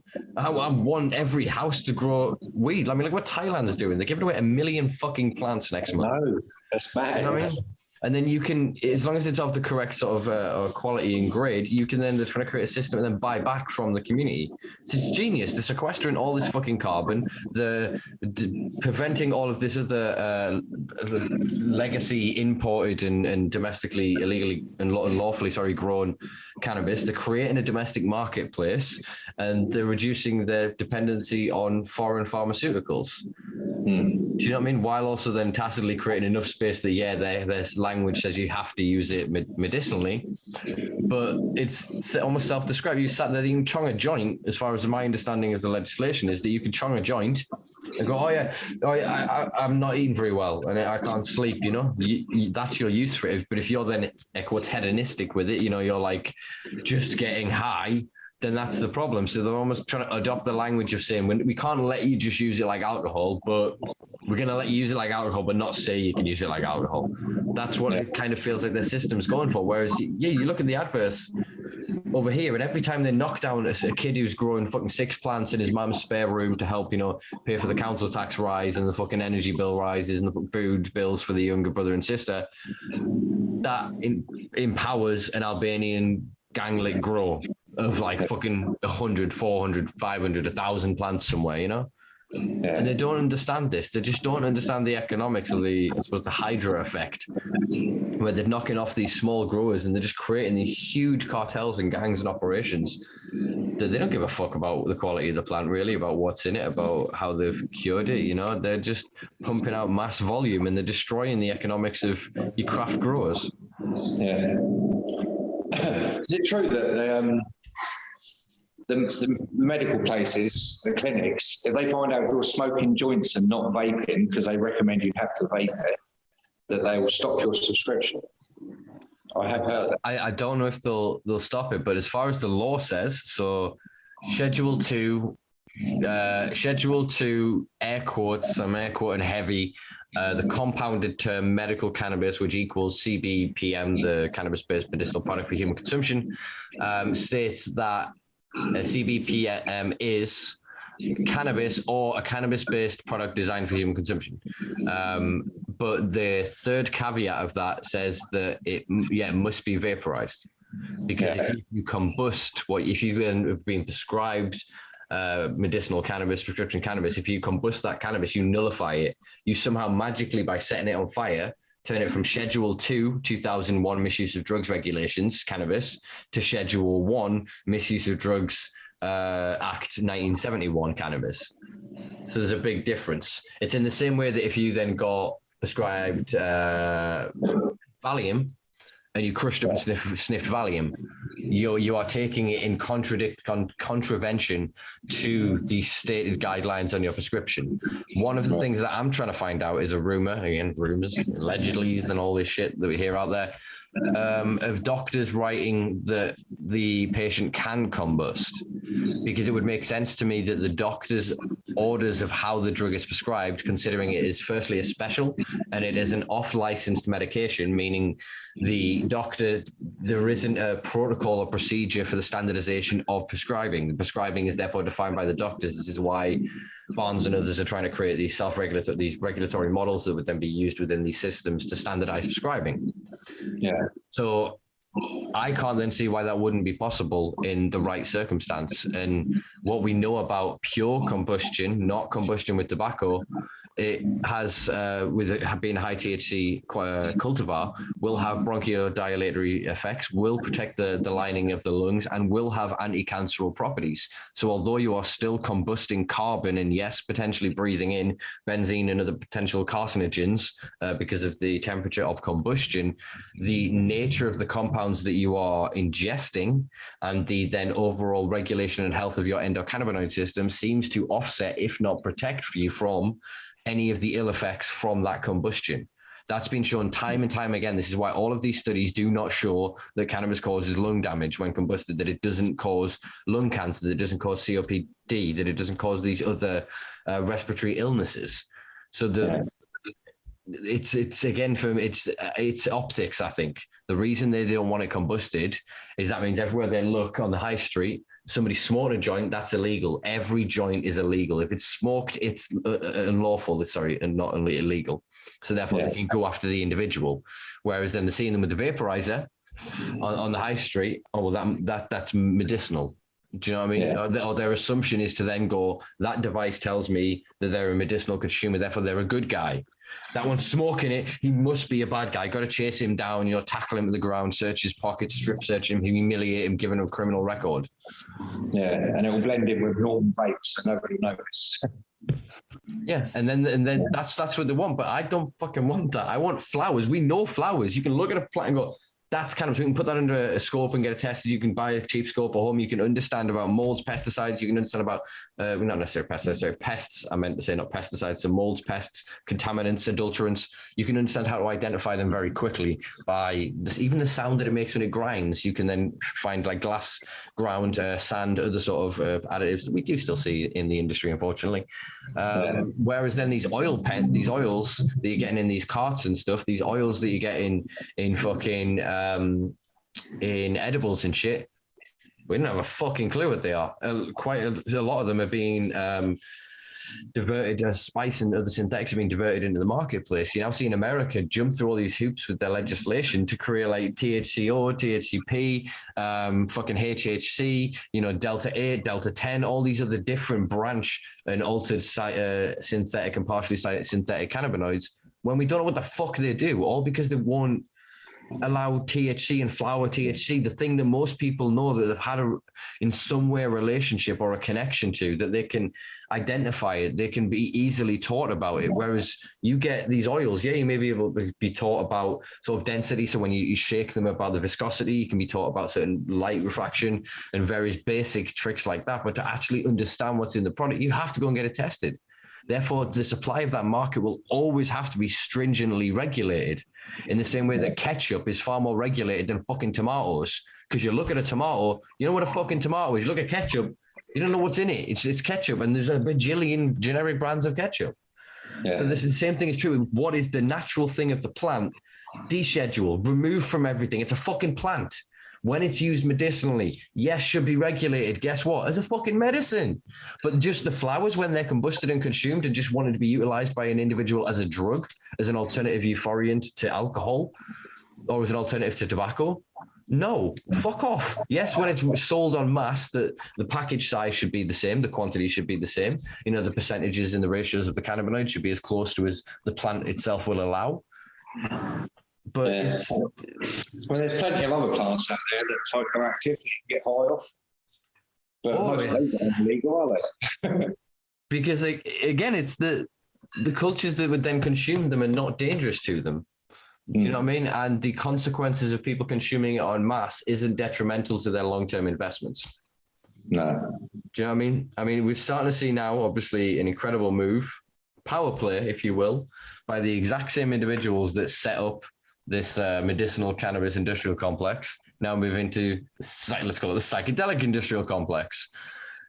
And again, they're just co-opting our culture and selling it back to us. They're taking our history and our heritage and our knowledge while demonizing us. So you can go to Bristol and fucking London, pay $6,000 and have an intravenous ketamine experience with a psychiatrist and go and have this experience. But if you get caught sneaking ketamine into a festival, you get seen doing ketamine at a festival and all these other drug snobs around you go, oh, look at this kid, you know what I mean?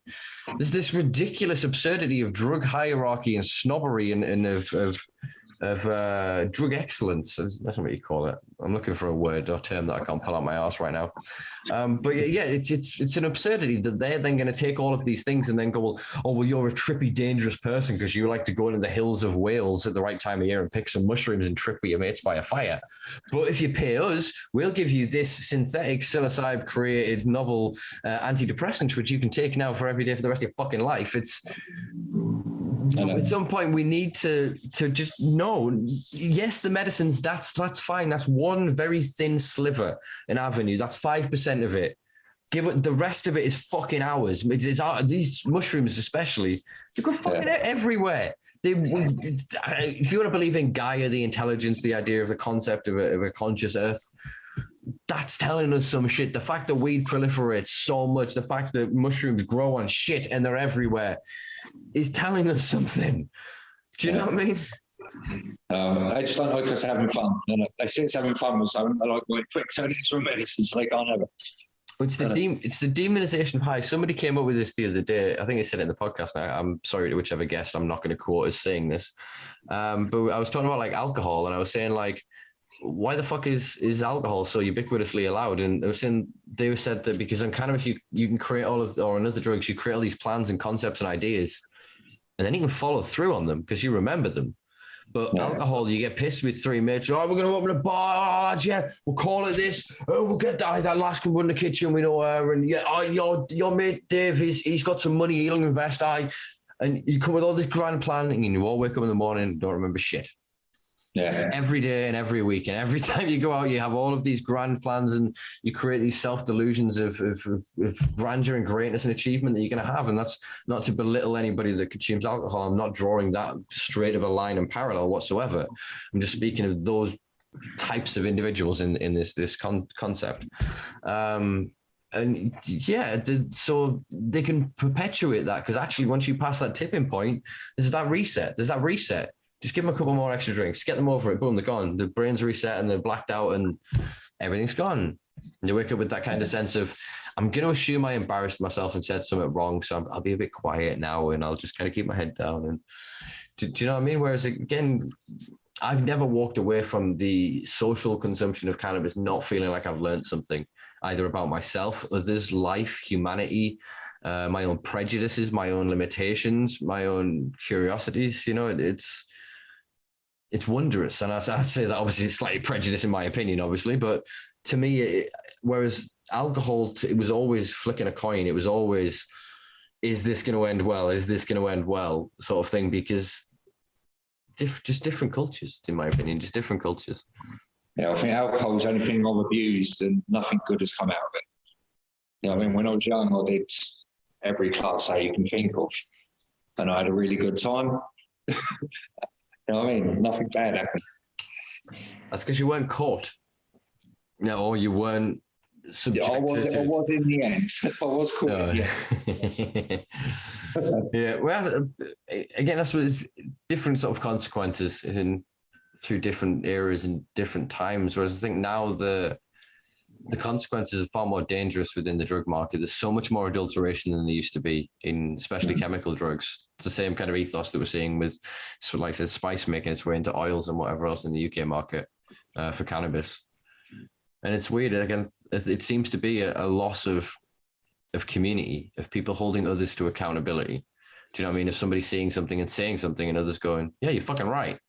Do you know what I mean? And so it's not like, it becomes almost brandized and competitive, and it's all about who knows who and who will support who, and sort of what's the word? Very cliquey. Do you know what I mean? And divided and fractured. Yeah. And again, it just circles me back to this need for these public events that are about cannabis pride. They are about the end of cannabis, the cannabis war. So your fight can be, I'm going to go and get just medicinal access for here and whatever. It's like, well, yeah, okay, that's still cannabis pride. You can still support us, because once you've gone past your step one on the bus, we'll drop you off on stop number one, and then we'll stop number two. Or you guys want agricultural and whatever, and get yeah. But we all get on the bus together. The point is, we can't leave and drive until everyone's taken their fucking seat.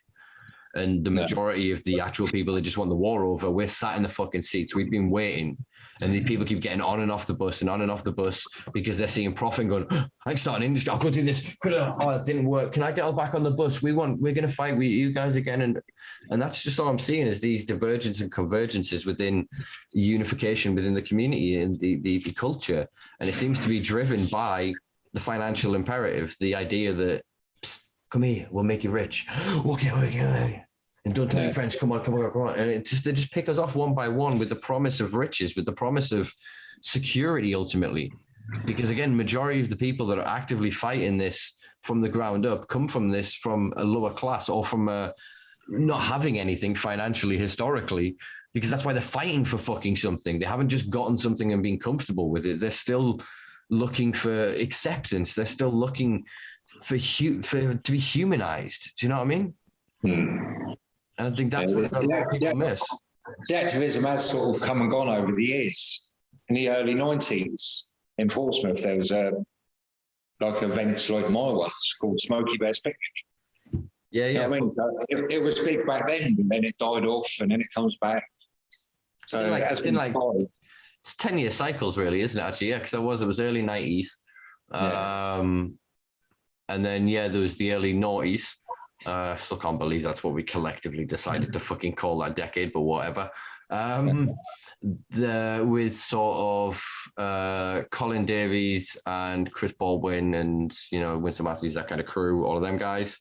And then 10 years after that, there was kind of UKCSC, UPA, and now we're 10 years after again. So I think now it's what I mean about these convergences and divergences, that we've kind of come together. We've got, we fought for something, and then something has torn us apart, and it seems to be around economics. It seems to be around money. And then some people get a hold in an industry, and they get to make money and have a full-time job, and they get complacent for whatever reason, or they get the blinkers on within their own lane, as is the prerogative of most individuals, myself included, that it's easy to just get tunnel vision into whatever you're doing. But then they've forgotten the larger argument, and then something happens societally, collectively, globally, that brings us back together. We then go, okay, we're going to do this, and go off and we start a thing, and then something comes in again and tears us apart. And I think we're at that point again where there is going to be this convergence of community. And I think we need to unify around something to fight for. And I've obviously been advocating and pushing for descheduling of cannabis, which is to say that cannabis is not on MODA. It is not a scheduled drug, because remember, drugs in this country are not classed. They are scheduled. They're scheduled 1 to fucking 5. And then there is the criminal offenses. Was it A, D? Do we have a D?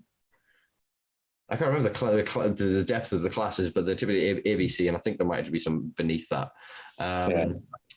For then, that's about getting caught with them. That's about the unlawful use of them, not the illegal use, because they're not illegal. If something has a lawful use, it can't be illegal. It has to therefore be unlawful. It's a nuance, I know, but it's something I'm going to keep trying to correct here because it's going to help inform our campaign moving forward, frankly, and our ability to stand up for ourselves, not just to the CPS and the Home Office, but literally within courts and within the authoritative systems. But I think that descheduling means that it's exactly what I said before. The plant itself isn't criminalized. It isn't unlawful for us to do anything with the plant. It then comes after the fact. There's a new act. There is a new form of legislation, a new form of governance that is created that regulates cannabis.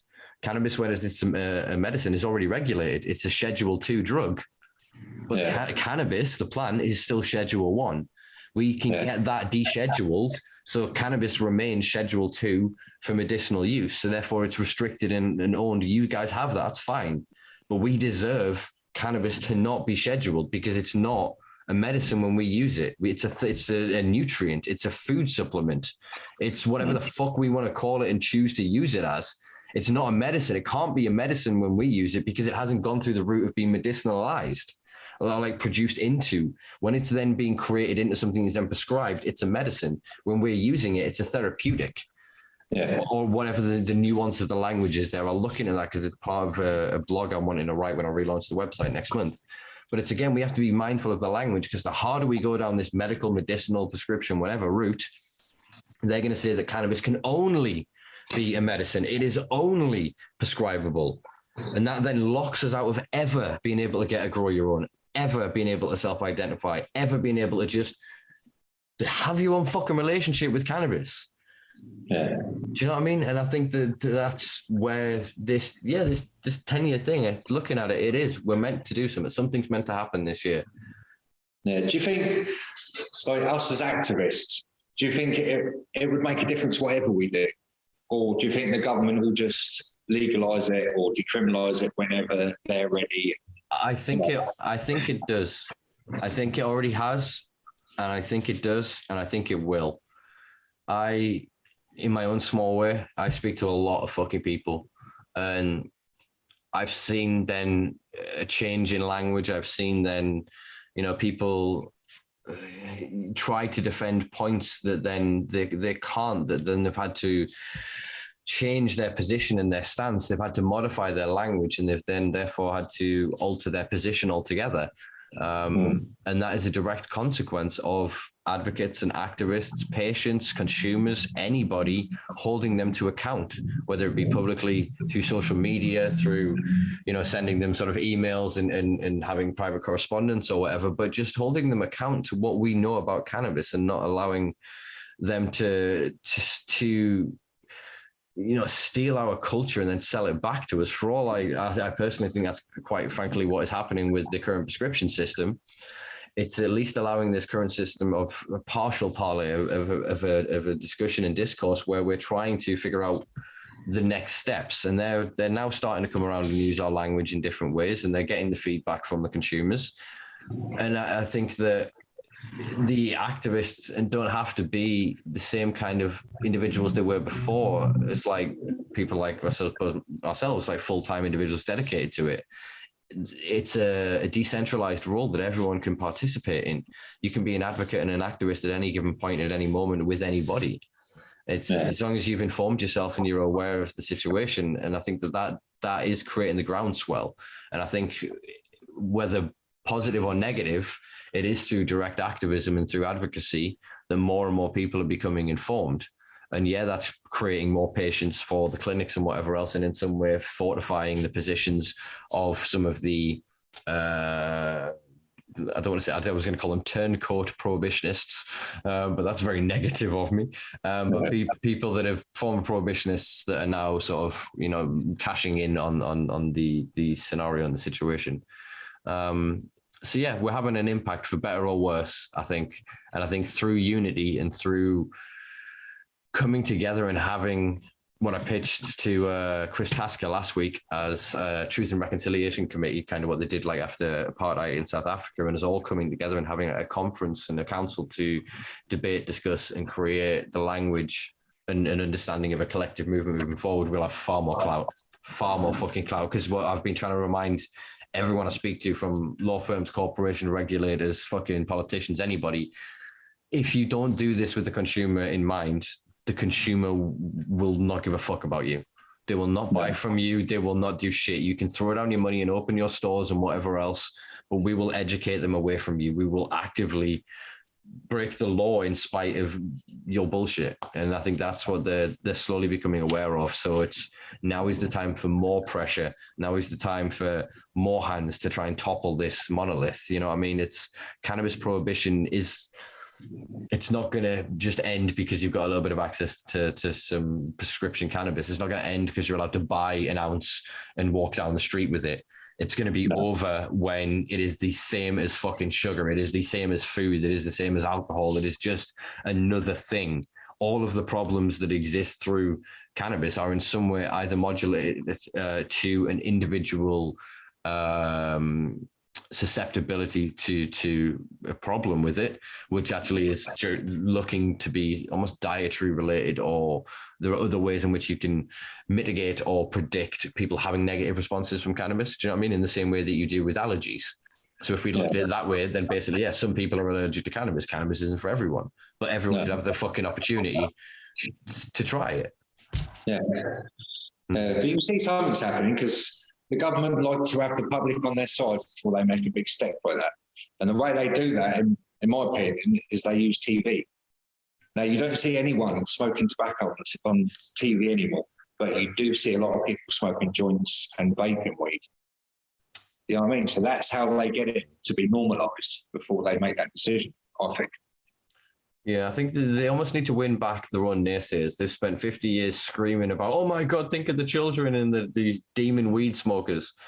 And now that they've invested and they've written the legislations and they've all greased the palms and they've got the boyos in and it's all their usual fucking capitalist cronyism. Now they need to step down and they need to go, Ethel, right? I know we told you it's the most dangerous drug in the world and it'll kill everybody. You should buy it from us. It's really good for your arthritis. And your grandson, we're gonna let him smoke it on the street, but only if he buys it from us, because then it's safe. And they're like, okay, we trust you, government, we trust you. And they go to all the other and they'll just break down their argument and they'll just slowly, like I said, climb down from their fucking pedestal, from their high horse. And then when they press that button and they say, oh, we're ready now, you can go. And we all go, yes, how do I apply? They're like, apply for what? We own everything. There isn't anything for you here. Do you want to come work for us? I'll give you a minimum wage job if you want. And you can have a camera above you at all times because you're a thief. And you'll have to, go through fucking drug tests because we don't want you doing other drugs. And there'll be all of these restrictions and bullshits and all of this crap in place. And we'll have missed the point. We'll have capitalized and commodified cannabis, but not liberated it. No. I always drug test my staff. If they're not stoned, they're out of it. That's the way to do it. When you need the forehead gun and they're coming in the door in the morning, going, so you just check your eyes. Yeah. Against that. All right, you're a grade 3 red. That's good enough. In the door, please. Yeah. But I've always said, like, you wouldn't get a tattoo from a tattooist that doesn't have tattoos. So, like, why are people running cannabis companies and setting them up and setting up all this industry and community and culture, apparent community and culture that they're trying to build, without ever consuming and understanding it, without having an active relationship with the plant? It's not. So one thing I love about cannabis is she seems to have an attitude, and I see so many of these businesses of these guys that never consumed it. That were probably the same kids that went to college and demonized those stoners and those potheads and those lazy druggies that have now ended up in multi-million-pound cannabis CEO positions because they got a loan off mummy and daddy, and watching their crops fail. Tens of hundreds of thousands of plants just fail, and just watching them invest all this money and everything, and they just can't get it right. And then there's still just Dave down the road that could basically throw a seed into the ether in his garden and ends up with a tree the size of, like a fucking small bus. I'll just love that nature of the plant that she provides to us freely and easily. If you have the skills and the experience, and they're very quite easily to acquire to get that base knowledge. Then it provides, but then there's these kids coming and they're putting all of this money down, and the industry, the community and the culture and the actual consumers are just going, well, no, fuck you. What is this? This is not, you don't know cannabis. You don't know what it is that people want. And they're then trying to change the law to make sure that only their products in the parameters that they can produce are what are legally allowed to exist. And then if that fails, they just produce it into THCP, or they turn it into THCO or HHC, or they turn it into any of these other shits to get it around the legislative industry where people don't know anything about that. They can't tell if that's a good or a bad product because no one's ever tried HHC before. No one has a history of knowing, oh, I recognize that that's good. Yeah. You've now got people spraying producing biomass, then using chemical synthesis to produce these synthetic cannabinoids, taking your agricultural low THC, air quotes, still colloquially known as hemp flower, spraying it on that and then selling it. That's Delta 8 flower. Well, that's HHC flower. Yeah. But as soon as they have bad reactions with that, then they're going to blame cannabis when it's not. But that's it. That's exactly fucking it. When again, it's, yeah, I've seen people get too high. I've seen people pass out. I've seen people have the wobbles, off being dehydrated, smoking strong, getting dehydrated and just passing out. Yeah, it happens. I've had it happen to me. You know what I mean? It'll happen to the best of you, especially if you fuck around with edibles. You know what I mean? Yeah. Or if you just like I was for quite a period of time going, how bad can that full syringe really be? You know what I mean? We've all done it. Yeah, you just look at it. It's tiny. It's fucking yeah. But that's a very different sort of thing to what then the media then portrays this. I've only ever seen people freak out on products that have later been discovered to not be cannabis or to be laced with something or to have something in. And this is not to deny anybody that's had a temporary psychosis type event or reaction to consuming cannabis. I'm just saying that I've been around thousands of people. I've never once myself seen it. I'm not denying it. I'm not diminishing anybody's personal experience. That was just my anecdote. I think it's fair to say that. Yeah. But yeah, it's ridiculous now with these different things in the market, though, with the edibles and people dying of edible gummies and all sorts. It's like, I don't want to buy from the market. And I say that as an advocate, active champion and advocate of the legacy market. There's a few people I know, producers I go to directly. I know them because I know that they'll produce their own extracts. Do you know what I mean? Whereas then there's people I know that they're still buying their extracts, but I don't know their chain. So even though I know they're making the edible, I don't know the product they're going in there. I know if they were producing it with flour or with FECO or someone else, firstly, they'd be getting the FECO tested because they fucking do. Whereas there isn't the same facilities, there isn't the same offering for people to then test these other products. And if people are then getting them from what they think is a reliable source, they're going to assume it is. If then, as we've seen, unfortunately, people batch mixing. So you then buy, say, I don't know, a liter of fucking FECO. Smaller denominations are available, but then say 100 mil of that being fucking a different oil, a tainted oil, but it's then batch mixed into it. So then you're getting a test of this. All right, this is fine. A few people having an incredibly terrible reaction, and the person that sold it doesn't have a clue why. And so there's these trust issues starting to appear within the supply chains because there are individuals exploiting the absence of regulation and the absence of ubiquitous community-based testing. Yeah, but don't have the papers. The latest story, I think some woman died from eating a cannabis edible. But if you read the actual story, it's spice. It wasn't even cannabis. Yeah, but they love to be able to then frame that, to hold that argument, because then 2 pages down, you'll see then child saved by miracle plant.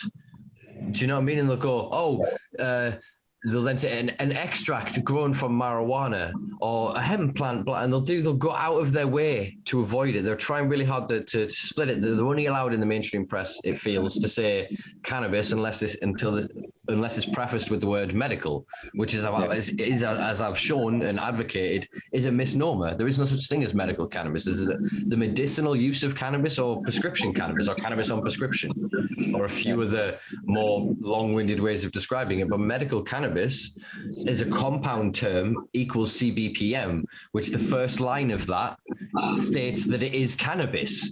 So why the fuck are you putting that to create a loop, a trap through linguistics, other than to manipulate the public into believing a narrative that isn't true?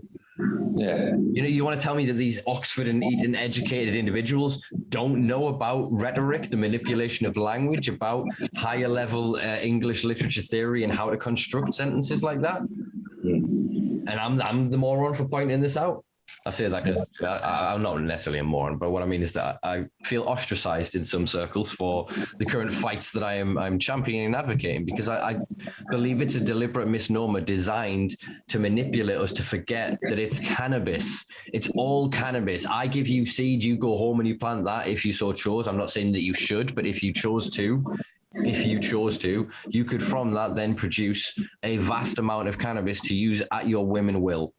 Yeah, you use it medicinally. It doesn't make it medicinal, does it? It's again, if it has then a therapeutic effect. This is what the analogy I came up with when we were at the Cardiff protest, when I was speaking to the Wales Online media people, was saying that imagine we are back on the days of ships going across the ocean and scurvy's around, and all of a sudden a bunch of scientists figure out, oh, vitamin C. Oh, we got this thing right. Vitamin C. It's available in these fruits and this whatever else. But right, what we could do, don't tell them to eat fruit. Don't give them orange. No. What we're going to do is, if we extract and create vitamin C, make a medicinal vitamin C, right? What we're going to do is, and then we prescribe it to them. When they get ill and they're nearly dying, then we sell it back to them. And then they go, oh, it's a miracle, isn't it? Yeah, I feel great. What did you do? I went to see the doctor and I got this prescription. And there would be then this incentive for that industry to then deny any education that, did you know that citrus fruit contains vitamin C? You know, that's exactly what would happen now. If we discovered vitamins now, that's exactly what they would do to us. And that's exactly what's happening now. Cannabis is a base nutrient and vitamin, as far as I'm concerned, and it's a requisite for good health. Its absence from us is making us all ill. So it is like they've literally removed something from us. They wait till we get ill enough. Now they're going to create an industry where they go, give them the thing that we know makes them all better, and tell them that they're only allowed this. And there you go. But bullshit in the same way that once the information was made aware of sugar or tobacco or whatever else, it then became a free choice. That's what it should still then be. This crap, I disagree with what they're doing now with what they're going to do with sugar regulation over the next few years. Because look at what the fuck that's given us. Sucralose, that's given us fucking acyl K, whatever the hell you call it. Aspartame, it's given us so many other chemical additives that we don't know what the hell they do. Whereas in moderation, sugar's not that fucking bad, frankly, if actually used contextually, if again through informed consent. I'm not going to make the same case for tobacco, because what is done through the cultivation and regulation process of tobacco makes it far more dangerous than the plant itself if it was again actually just cultivated at home by the average individual. It's an absurd system. They want to own and sell back to us, but in that process of standardization, they are going to create harm to the plant and harm to the consumers. We're already seeing that with them irradiating fucking products that they're importing. That's mad. It is. We leave it alone. I do. So I suppose we are down to final couple of questions, really. So what's then been the attitude of like police, council, kind of local authorities down there, like the evolution over your tenure? Well, when I first started doing events, they were sort of on our case. But now, they won't even, I don't know, I've seen hoppers walk past the shop and they don't even look in it. They're just so not interested. The council aren't interested. Yeah. I don't know whether they're just trying to like pretend it's not happening, or, you know what I mean, or they just don't care, I don't know. But I haven't had any trouble at all. All the time I've been doing activism, not one bit of trouble. Again, just shows sort of evolution of attitudes, but it's interesting because Portsmouth is still quite heavily policed sort of for cannabis as a region. So it's interesting, going back to what we were saying about sort of putting on a public event. How does it work right now in your shop? It's past 4 o'clock, your trading hours are done. Yeah. What would happen if there was 20 people in your shop right now? Are you in the public or are you in private? I mean, it is on the main road, and I have done that before. I've had 10 people sat in, you know what I mean, having a socialise and a smoke. I have done that.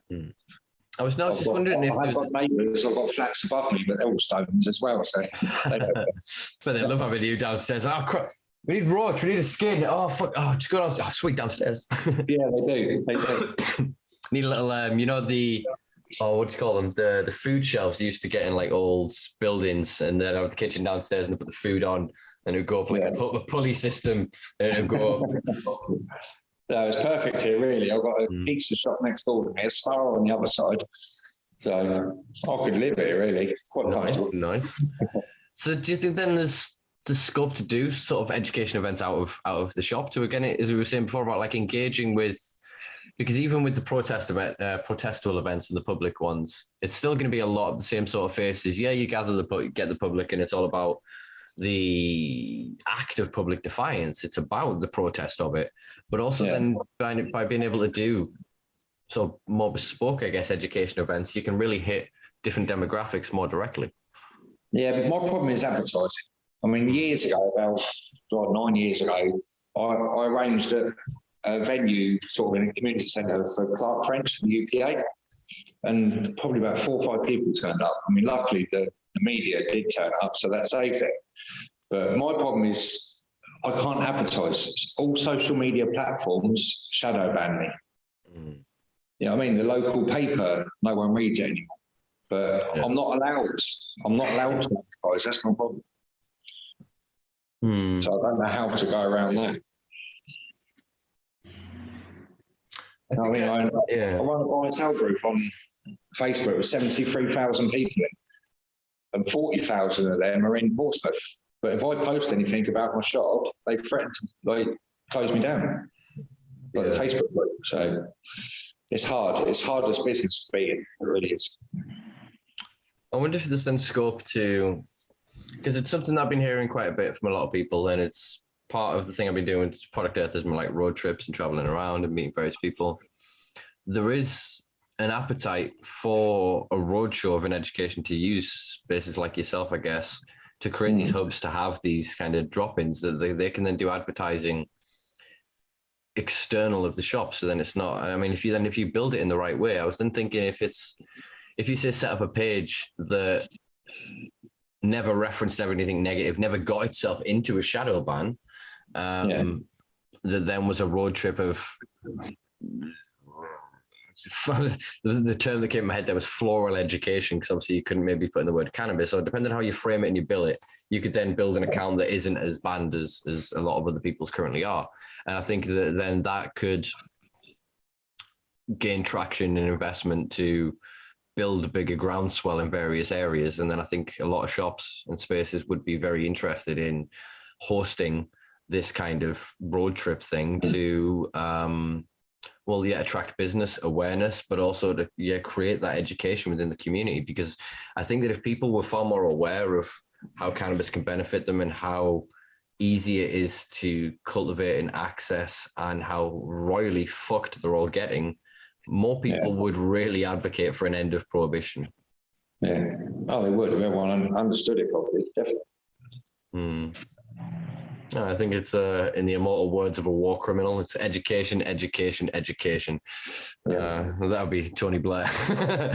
All right, so we covered, I think, everything I want to cover for now. I think we've had quite a good discussion there. It's been a bit sort of abstract, and we've covered a lot of different topics, but I think the takeaway from that is we need to bang heads together and figure out how the protest laws are looking, and what it is that we have to do to be able to hopefully kickstart others, ourselves obviously included, to want to do those type of events again, because I think that kind of ethos really says something. Do you know what I mean? And the idea of, again, being out and proud that you are coming not just for the benefit of coming to get some flavors or whatever else, not to disparage anybody, but again, just for the sake of being seen, being counted, being heard, being proud. I think that's what we need, is a new wave of cannabis pride in this country, to reignite the campaign to end cannabis prohibition. Whatever we want to fight about, legalization, decriminalization, descheduling, whatever wording, I think we all want the end of cannabis prohibition. That's at least the thing we can agree on. How that happens, that's what we're going to work out the nuance. But if we can all come together to demand and show that we all are in unison for wanting the end of criminalization of people for consuming, trading, cultivating, possessing cannabis. Oh, we all do want the same thing. We'll go around it different ways, don't we? You know what I mean? Like UPA and UKCSC, completely different sort of directions, but still heading for the same outcome. Yeah, exactly that. And that's what I was on about with these divergences and convergences. I think that things are coming back together, that there's going to be, hopefully, Ditchwood, some alliances formed sort of between what has been traditionally polarized camps. I think that a lot of people are going to start to hopefully understand the nuance between the arguments, that it isn't just, so-called medical cannabis on one side or recreational on the other. This is an entirely fictitious, false dichotomy created to divide and distract us while they build, build a empire. It's all the same thing. I've heard a lot of medical patients, that like cannabis users, saying, yeah, but recreational is medical. Yeah, but medical is recreational. It's all one thing. It's by trying to say that it is one thing, it reminds you again, who's that philosopher Kierkegaard. He said, you name me, you negate me. And it's basically that by defining something, you lock it into being only that which you see. If you then look at I can't think of anything right now, but I don't know, you look at, say, for example, a flower pot, it's a bucket, but I use it as an ashtray. But if it was a bucket, and I saw it only as its title, it would only be a bucket. Therefore, I could only use that to scoop water. Do you know what I mean? It's the same thing with what we're saying here with cannabis by trying to find. If you're saying it's all as medical, well, then it's only medical. Therefore, they'll have it as medical and medicinal or whatever paradigm, word, language we're going to talk with it. Whereas if we can say that it's a plant that can be used as a multitude of fucking things, like bedding, housing, batteries, petroleum alternatives, as, yes, a euphoriant, as, yes, a therapeutic substance. As we said before, it's the issues. I think we need to get back to the plant. We're getting so lost in the usage of it, we're forgetting the fucking plant. And the plant is the thing that needs descheduling, because once that's descheduled, it's not then unlawful for you to grow it. It's then not unlawful for you to sell it. Then it would then become under commodities regulations, which means you'd have to sell it in certain ways, as we spoke of before. But it means that you would never face an armed militia smashing your door down at 6 a.m, dragging you out of bed in your underwear, humiliating you, embarrassing you, dragging you through a judicial system for a couple of fucking plants. I've noticed now, though, with the police do us, they used to either take everything, the equipment, the lot, or cut your tent up with a knife. But I've heard a lot of times now they just take the parts. I mean, they leave all your setup there, which is strange. So as soon as they're out the door, people are just popping and unseated. Well, yeah, it depends on the nature and discretion of the individual officers. If they've got a prejudice towards consumers and towards cannabis, then they're going to exercise their judicial restraint, for a certain terminology, to use a certain terminology and phraseology, and they're going to kick the fuck out of the place. They're going to smash everything, destroy everything, and that was just how it happened in the process. He broke the law. He's guilty, isn't he? Whereas then, the other side is someone is going to go, well, that is the prohibited matter. I will remove that. The rest of it, once this is removed contextually, is lawful, which it always fucking has been. The destruction of our equipment has always been an act of criminality by the police inflicted upon the grower. Always has been, always will be. But you can't somehow have protection once you're a criminal. Once they're, he's guilty, and then it was part of the crime. It's fine. It all gets tied up in a nice little bow, and you can't do shit. But yeah, exactly that. I think there are cops that then go, how many did he have? 4 or 5. All right, leave the equipment. He's mark him down on a list somewhere.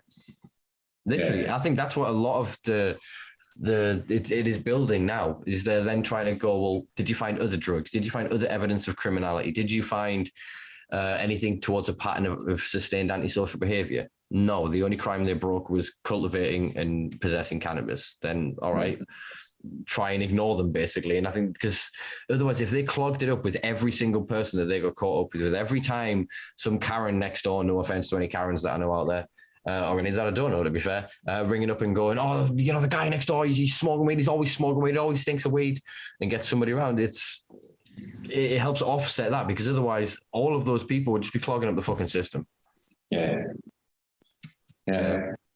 I've heard actually a few different places of people just basically having their charges timed out. So basically, they get contacted 18 months, 2 years after the line, down the line, and they're then told that there is no evidence for the case that because often they use the excuse, if they hold it long enough, they can use the excuse of degradation. So that then if you have a decent lawyer and you want to then come back and go, I want the product tested, that was then detained by the officers, it's then degraded in their possession. So therefore they then can't test it for an accurate cannabinoid representation or etc. Yeah, that's what most of the time I don't even blame the police. You know what I mean? I've got nothing against them. Half the time they've got to show that they're doing their job and serving the public. So yes, they're not all against it. Well, yeah, it's as I've made the point of quite a few times recently on this podcast, and I will again right now. When the war is over, we will have to live with the police. Yeah, it's as sure as that there is no way that I can see the war on drugs ends and we have no police whatsoever. We will have a far more reformed police, probably far more close to the Pelian principles and the archetypal ideals and concepts that were foundational to the creation of the modern concept of policing. But I definitely don't think it won't be here. So we have to then identify the cops that are then using, the war on drugs to prejudice certain ethnic groups, certain genders, sexualities, or other people who express in some way as part of a minority community. That mechanism it's the same way I said before about if then you remove the criminalization of cannabis from people who consume cannabis, you're just left with then the people who consume cannabis and around cannabis and the criminals that consume cannabis. And they're still criminals for the other things they do, not for the cannabis. And that's how we separate it. The same is true with this. Yeah. Theoretically. All right, then. Final question, because I'm quite aware of the time for all of rather enjoyed this conversation. Is I was going to say the question I ask everybody, but I've kind of forgot to ask it the past few podcasts. So I'm going to ask it for yourself. What does the future hold? The future. Oh, well, I can't see me giving any of it up anytime soon. I mean, by trade, I'm a lorry driver. If somebody come up to me and said, "I'll give you $2,000 a week, take home to drive this lorry," maybe I might change my mind. But at the moment, no. I'm just going to keep going. I'm in it for the long haul. I'm going to keep the shop open. Hopefully, it does that well. I can open another one somewhere. Maybe open an actual venue, a club. It's endless, but I'm not going to give up. No, I enjoy it too much. It's my life. That's the best answer. That wins gold star of the month. No, that's exactly what I wanted to hear, brother, because it's, as I said, I think this 10-year cycle thing, we're on to something at the minute. There's something in the air. I started this year in quite an awkward and difficult place. And then for some reason, the fire just started burning again. And then more so with every conversation in every direction. And I'm kind of obviously dealing with my own personal issues and whatnot at the minute, but everything is pushing towards this unity, this connection, this connectivity that people are wanting to fight and champion for something more. We've won, with the greatest of respect, the medicinal argument. Yeah. They're already the prohibitionists and our opposition and our political oppressors and the elite overlords are already championing and running with that. We've handed that baton. They've got it and they've gone. Anything we say and do now is just fortifying their position, frankly. Yeah. I know that sounds a bit hyperbole to some, but if we need to stand our ground, fortify our position and figure out how we fight for the next thing without letting them come in again and astroturf us and then get us to support the next thing. And then they'll run off with that. And then they'll come in again and they'll astroturf us again and take the next thing. Yeah. And I want to see clubs up and down the fucking country. I want to see cafes, coffee shops. I want to see the ubiquitous acceptance of cannabis consumption in on the terraces and the patios and the smoking areas of every venue and cafe and restaurant across the fucking country. That's my vision. That's what I want to fucking see. And I'm not willing to stop until that. And I'm happy to fight for the right of people to consume tobacco and alcohol along that way to keep those venues there. And then when that fight is won, I'm going for the other fucking ones. Because if it's true for one, it's true for all. And guess what? It is true for them. It's true for all of it. And it's Yeah, it's great to hear that I'm not going to be alone in that fight, brother. Because there's sometimes I think like, yeah, like I'm feeling my age every now and then. And you were saying about the grey comment. Some days I do look in the mirror, and obviously yourself will probably remember, and some of the people that know me, and nearly obviously died from a hair dye incident a few years ago. So I'm having to go grey gracefully with age. So yeah, it's good to know that I'm not going to go grey alone. Definitely not. Sweet. Well, brother, yeah, I'll include link to the Hampshire Canna website below if you are ever in. Do you want to shout out where you are? I can't remember where you are in Portsmouth. Where in Portsmouth? London Road, Portsmouth. London Road. That's quite a long road from Portsmouth to London, then I guess. It is actually. Well, yeah, like I said, yeah, I'll include the links below. We'll include the links to the previous episodes that we referenced before with Neil Woods and Clark French. I'll also give you this list of the civil servants that can entrap you and break the law to make you break the law to then get you arrested, detained, fined, and incarcerated. So, yeah, we have to be mindful of the new powers that be. But yeah, thank you, Si. I've really enjoyed this conversation. Look forward to being down on the South Coast again sometime soon, hopefully for an Eastney Beach event, but we'll figure that one out. I'll have to do it. Well, yeah, I'll tell you what, I'll come down and stand with you if they want to come and arrest you for the protest laws. Yeah, I'll stand with you. Yeah. All right. Thanks for having me, Sid. Anytime, brother. You too, brother. You too. I'll let you go, actually, and I'll do a little bit of housekeeping. Yeah. All right, mate. Cheers. Peace. Bye. Bye. How do I kick you out of this? I don't know. I'll just click. There you go. Leave. Peace. There you go, folks. That was SY Dignam. Yeah, thoroughly enjoyed that conversation. Quite a long one there, but I thought, yeah, really good content and conversation.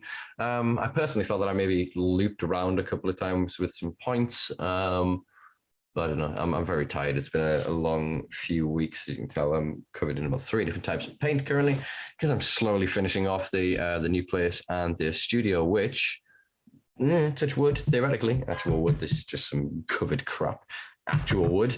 We will be in the studio from, I was going to say next week, but what I will know to be the next few weeks, where you find people in podcast land will know to be now, I suppose, the end of June.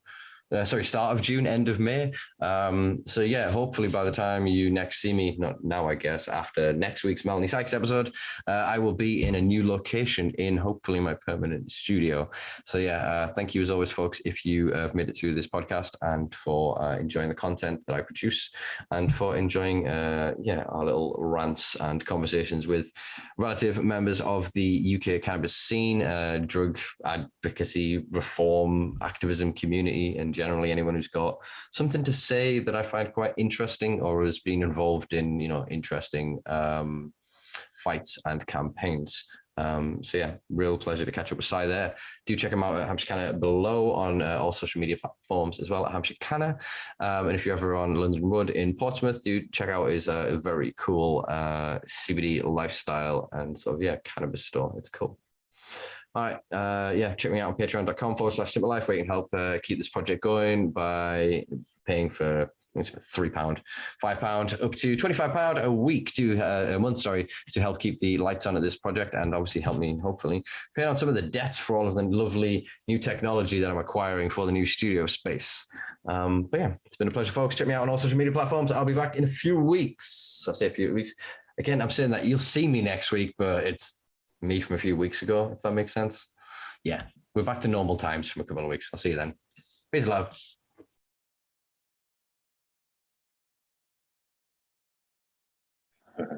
All right, we're gravy. As usual, I have no fucking idea what I'm going to say here. This is just going to roll into a bit of like, what the fuck? And then at some point, I'll do the introduction. All right then.